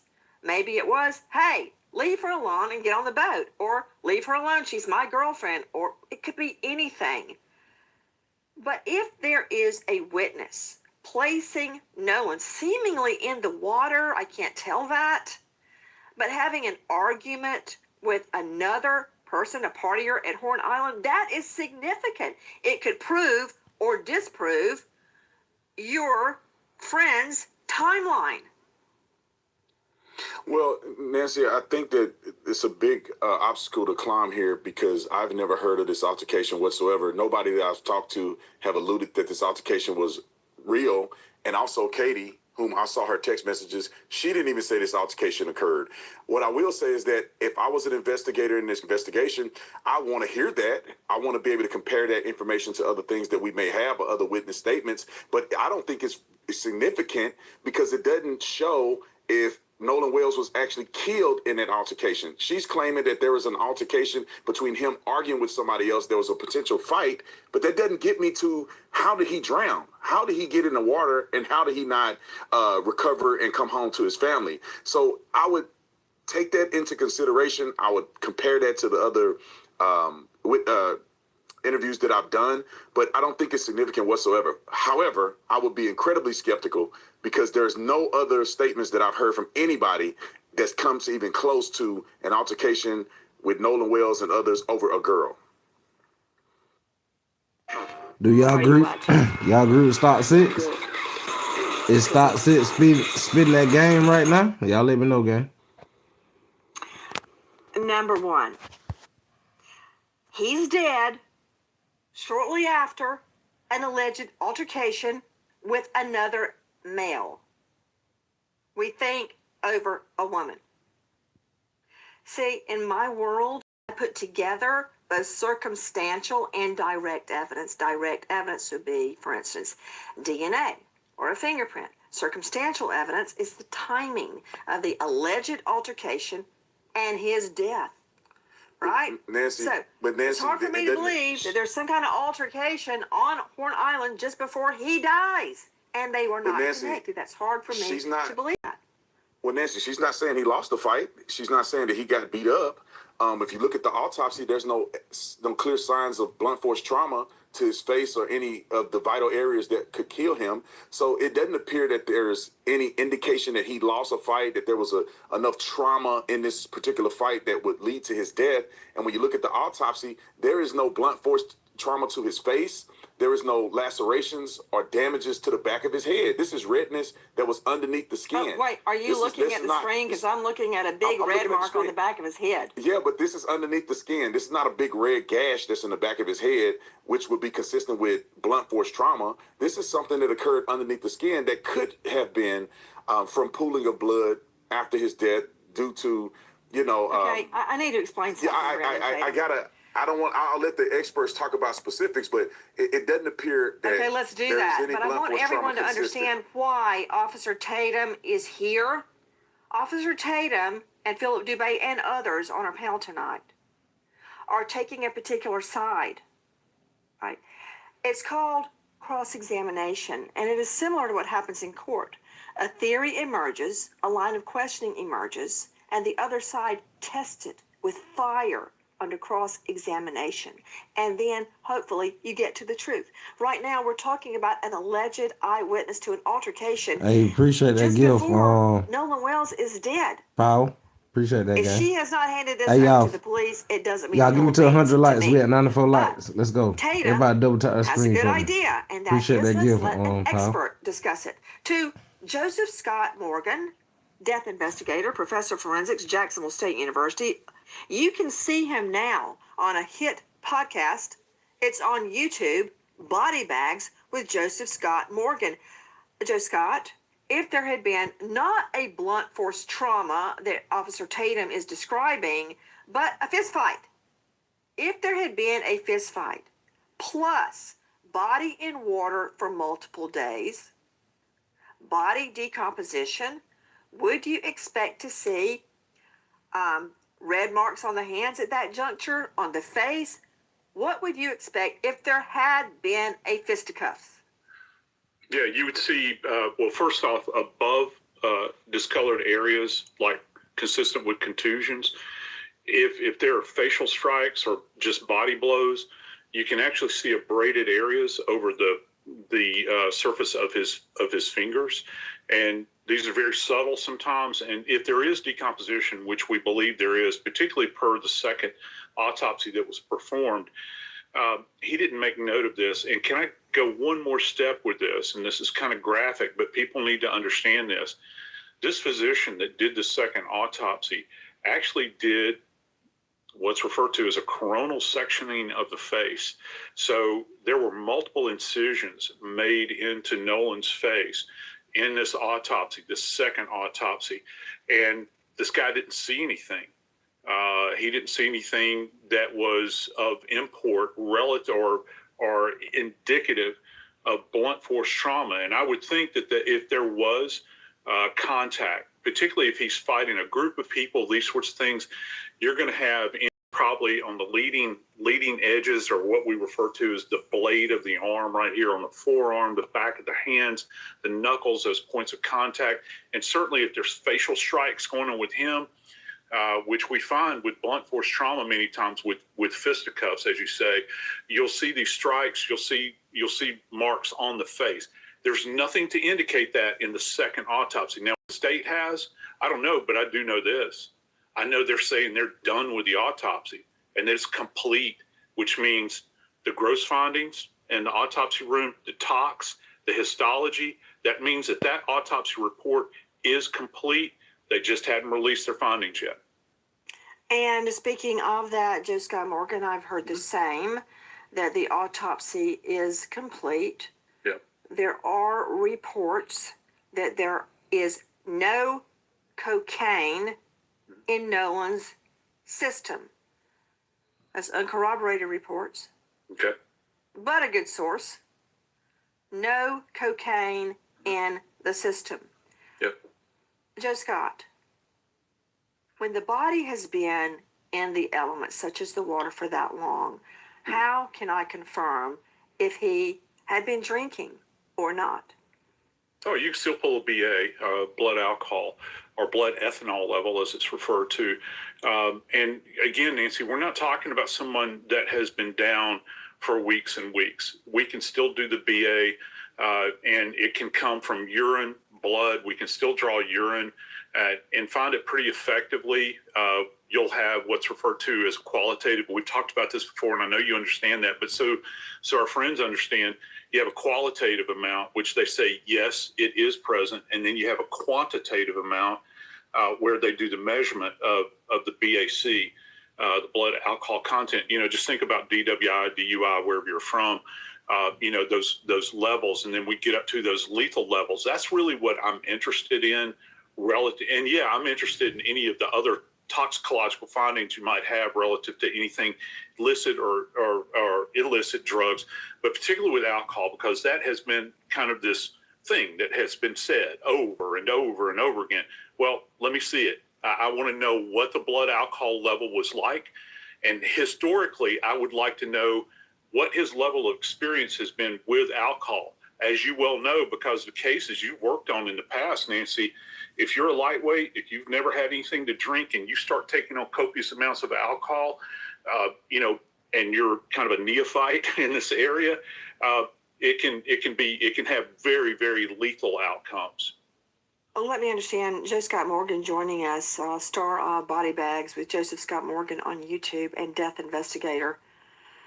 When I'm asking you, even if the body has been in the elements for a period of days, can I still get a blood alcohol? Maybe not from urine, but you certainly can't do a blow test. But can you take human tissue from one of the organs and extract a blood alcohol from human tissue?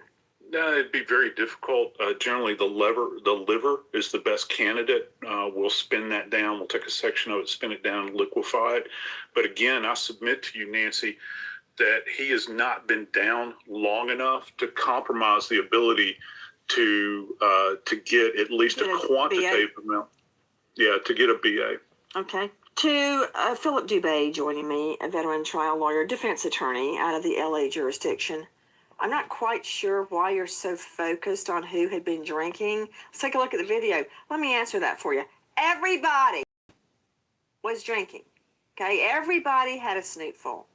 So, even someone drinking can see an altercation, Dubé. No, of course you can. I can see that crowd of people out there. It was a bustling, hot 4th of July afternoon. But who's to say that the people that she saw included Nolan Wells? And that's why you got to get into her ability to perceive and recollect being impacted by intoxicants such as alcohol.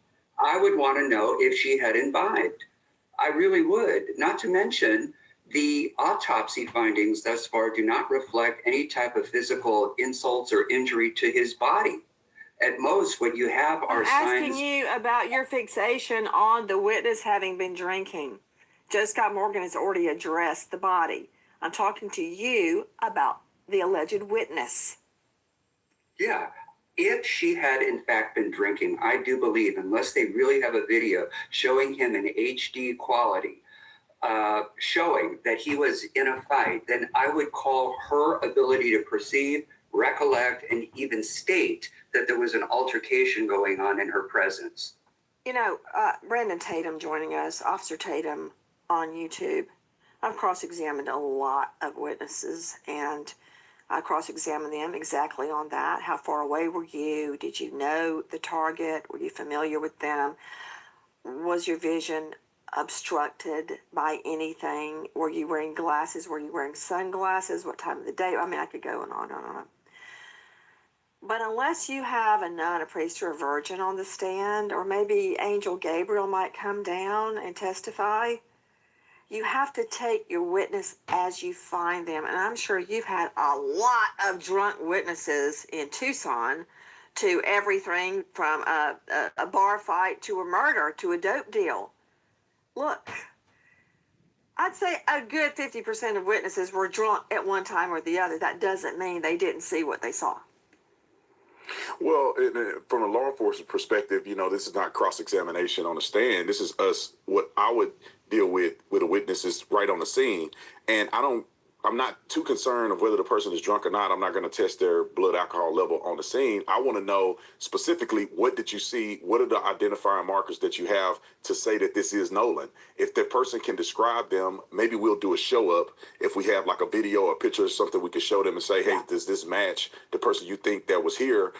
Then we'll have a good perspective. But there is a challenge here, because you do have to identify him. You can't just say it was a black man out there with curly hair and I think it was Nolan. You're going to have some clear identifying markers that this is Nolan, and then you have to identify the people he was fighting with and the girl. And I think this person is going to have a big challenge. I saw this text message. We reached out to the girl on her social media. She never responded to us. I don't know if she ever really sent it in to the police, but it is problematic, in my opinion, if she hasn't. If you're going to say somebody is going to spend time in jail, or you're alluding to the fact they committed a crime, and the fact now that we know that Nolan did not survive being out there at Horn Island, and you never submitted that to law enforcement, there's a potential that that's tampering with evidence. If you have evidence of a crime and you're withholding that from law enforcement, and you knowingly and intentionally are doing that, that could be very problematic for a person who claimed to be a witness. No. Morally, it's wrong. But there is no duty under the law that you have to report yourself as a witness, that you have to volunteer information. You can stand on the side of a pool and watch somebody drown and do nothing unless you have a fiduciary capacity. And it's not a crime in our jurisprudence. So nothing is compelling her under the law to come forward. However, interesting, she did post it. She did identify herself. She did say she was going to police, and that would be my first line of cross. Did you take this to the police?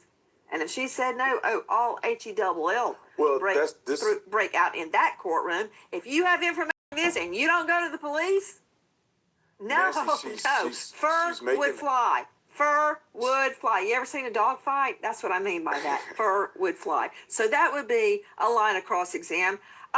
Hold on, something else. Before I go out to Susan Hendricks, Jeff Shetler, and Ben Dobrin, now information that there is, in fact, a criminal investigation.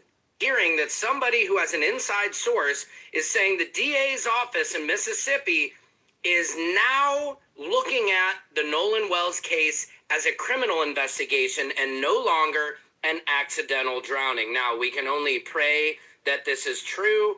Obviously, we can't celebrate. We can't get excited at all because I have not seen Ben Crump announce this. It is not being reported by any other major media sources, but there are rumblings. From Sam Crouppen. All right. I would like to point out that his source is a, quote, little birdie. Little birdies are saying that an inside source says the DA's office is now looking into the Nolan Wells as a criminal investigation. I can't put that up on the stand. Susan Hendricks joining me, investigative journalist and author of Down the Hill, My Descent into the Double Murder in Delphi. Susan, you get laughed out of court if your witness said, a little birdie told me, number one, that's hearsay, but a little birdie? Yeah, exactly. It makes me wonder, did that woman, those text messages about some sort of altercation, is the grand jury analyzing this as we speak? Because finally the DA came out and said, look, I can't release anything that's going on, but let it be clear, and I'm paraphrasing, that we are investigating this with the grand jury. Susan Hendricks, you're absolutely right. She states most recently, this is the elected district attorney, my obligation and commitment is to present the grand jury with all the evidence collected in the case in order for them to reach a decision based on a thorough investigation, complete evidence presentation, the actual truth, and an understanding of the law. I'm obligated to do so in keeping with the law and the rules of the court. She goes on to state, I stand firmly on the rule of law and my ethical obligation. That is what the people of Jackson County elect. Thorough, complete, and fair investigation into the death of Nolan Wells. Now, is there a criminal investigation? According to some sources, there is. We keep hearing there is no criminal investigation. To Dave Mack, Crime Stories investigative reporter, what is the truth of it tonight?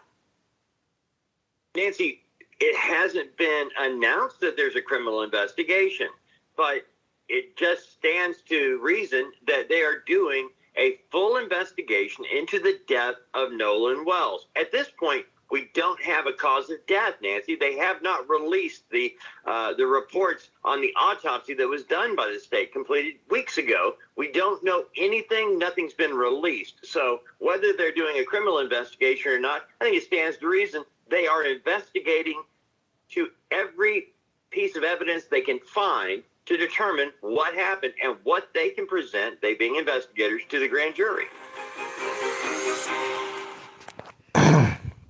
Man, it's crazy work going on, bro. Producer, no editor, Crazy no work tech with Nolan skills, Wells just case, gang. Riverside. I get high quality podcasts. Yeah, Hi guys, Nancy Grace here. If you are a homeowner, We followed to its conclusion. Every witness interview must be analyzed in context of all other evidence. The pressure for answers does not change what the work requires. Our responsibility to Nolan and our community is to complete this investigation thoroughly, carefully, without compromise, supported by the evidence and worthy of the confidence of the people we serve. I also understand that many people have questions about why more information has not been released publicly. In Mississippi, the rules of professional conduct restrict the information a prosecutor can release during an investigation.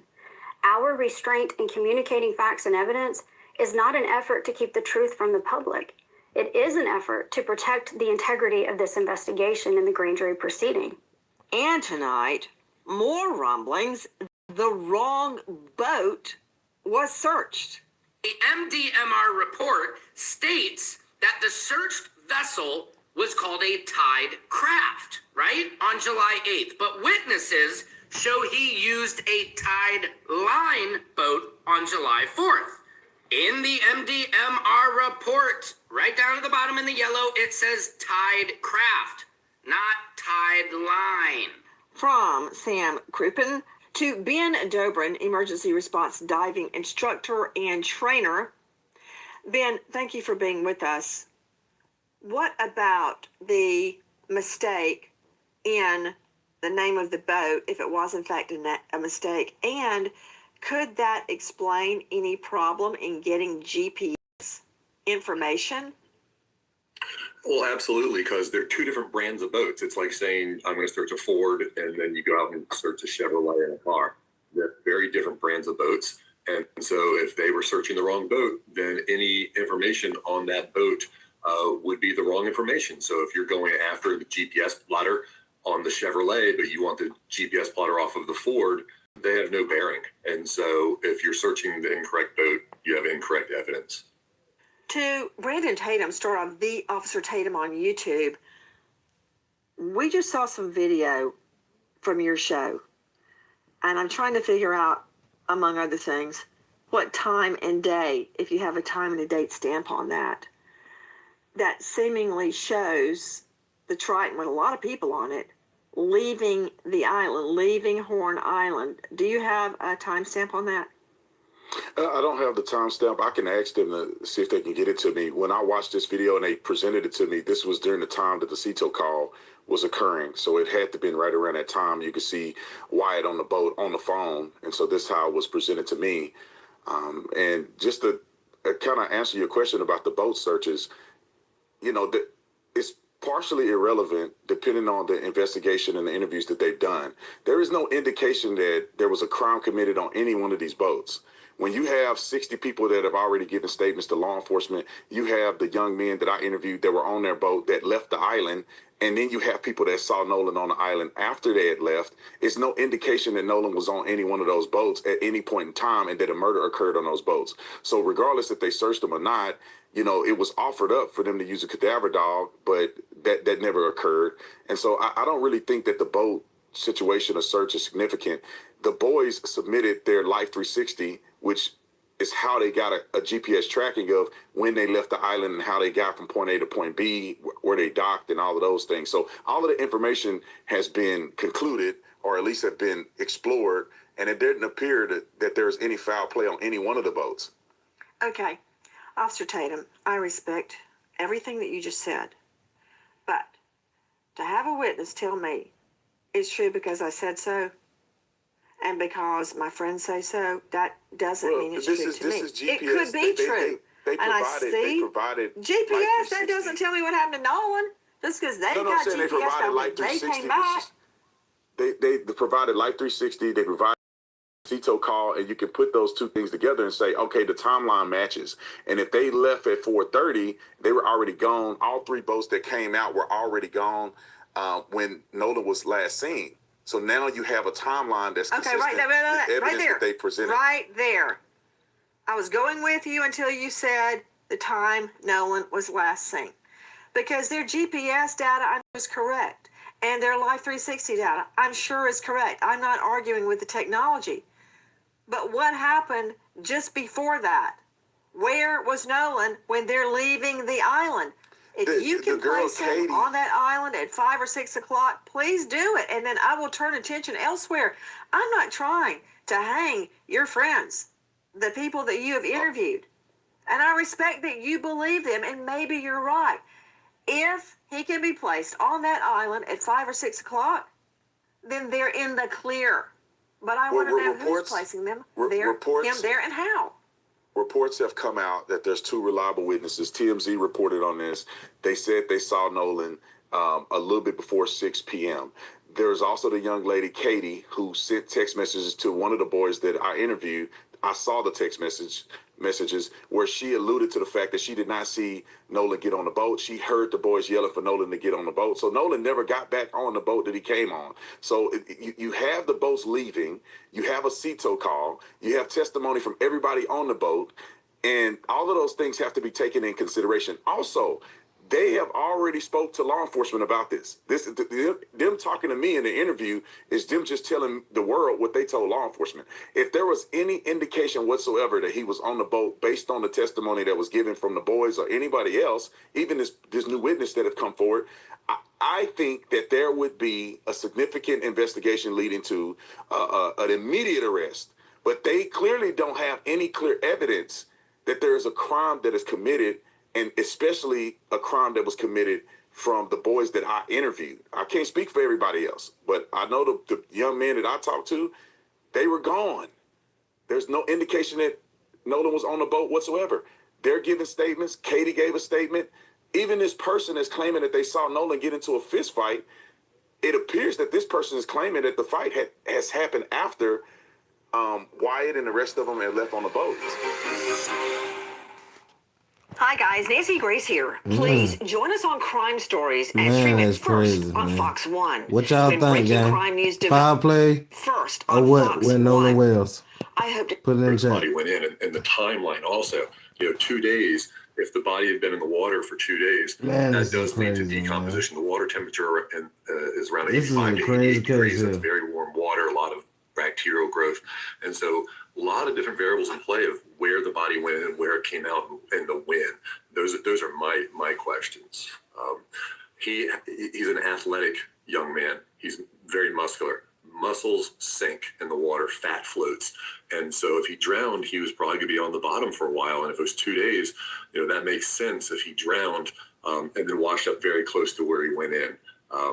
And so to me, that's a big piece of important information is, if he drowned, he was recovered very close to where he was last seen. But what does that prove?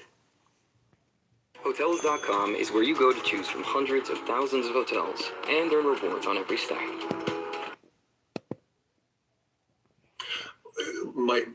If he drowned and he floated, because in warm water it takes 2 to 3 days for your body to decompose and float, it proves that he drowned, whether it was somebody holding him underwater or him trying to swim somewhere. How many people think somebody held them I have no on the idea. water, gang? But we haven't gotten the Y'all results let me from the know. autopsy, and the autopsy is going to tell us a lot. If he drowned, that's an important piece of information. If he did not drown, that's even more important. How did he drown, though? If he drowned, how did he drown? Did he fall in the water? Or what? That's a very important piece of What information. happened?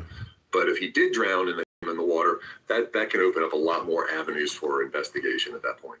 Philip Dubé joining us, veteran trial lawyer. Philip, we know, because the district attorney has said she is presenting information to a grand jury. There are reports it is a criminal investigation. What do you make of the possibility this is a criminal investigation? I'll tell you exactly what it is. Jackson County, Mississippi is one of the few jurisdictions in the United States that follows the old Sergeant Code. And what that was back in the day was the days of the coroner inquest, where if you had a violent, sudden, or casual death and they couldn't figure out what happened, you would impanel a jury where the medical examiner or the then appointed or elected coroner elicits testimony from people to try to determine manner and cause of death.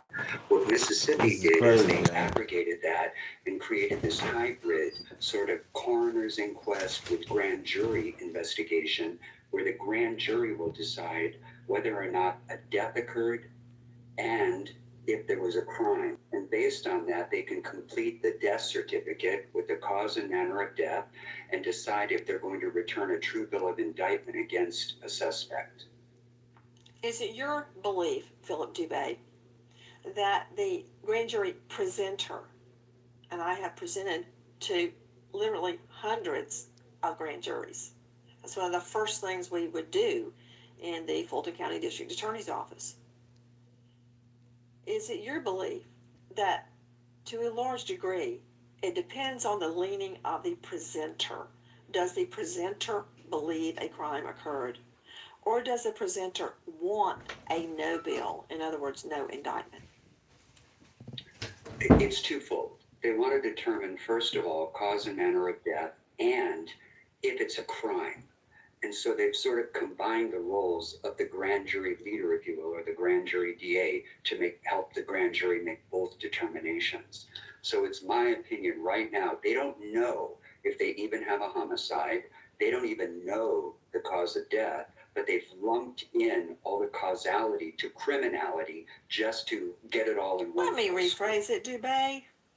Well, the grand jury typically do what the presenter wants them to do. I mean, haven't you heard the phrase, the grand jury will indict a ham sandwich the presenter wants them to? Sure. Yes, So they will, yes. but it is. Okay, so we'll see what happens with this secret grand jury. We're gonna see what You're on happens. cross-examination. Who is our next sponsor? Crazy Well, word, man. here is It's crazy work, man. No cap. It is crazy work with the Nolan Wells case. Can't get no crazier. Be honest. We're gonna keep our eyes on it though. Everything that's going on with it. With the Nolan Wells and Karmelo Anthony. Will Karmelo Anthony get a retrial tomorrow? We're gonna see. We'll see. R.I.P. Nolan Wells, man. R.I.P. Austin. On both situations, man. Crazy work. I'm gonna be honest. R.I.P. Another. While we saying R.I.P. to Pop. R.I.P. to Pop, man. R.I.P. to Pop.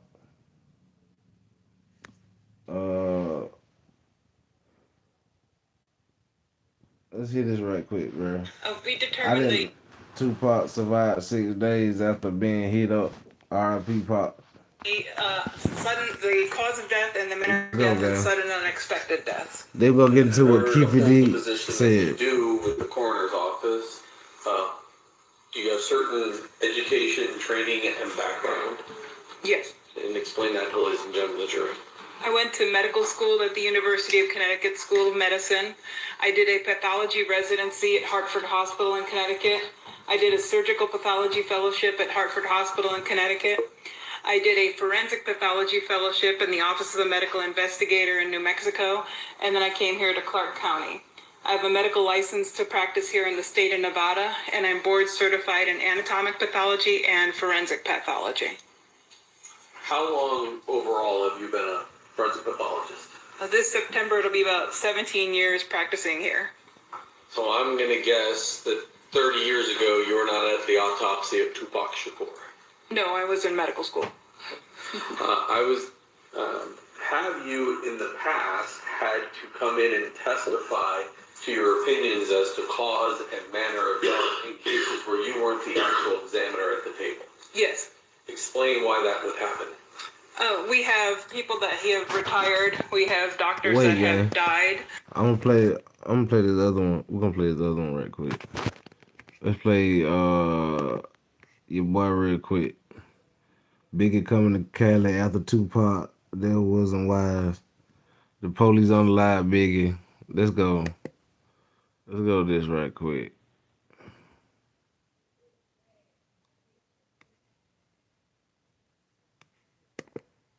Move, period. You know what I'm saying? Because they don't know the function is what's going on, the ins and outs that's going on out here. I'm saying they could at least call ahead.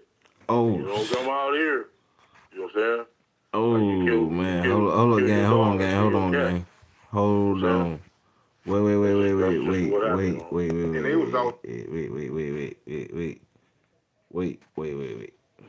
We might have to come back. We're gonna have to come back, gang. I gotta go do something. We're gonna come back and talk about this Tupac situation, gang. We're gonna come back and do another live. Salute everybody in bed. We'll come back. Dang, I forgot.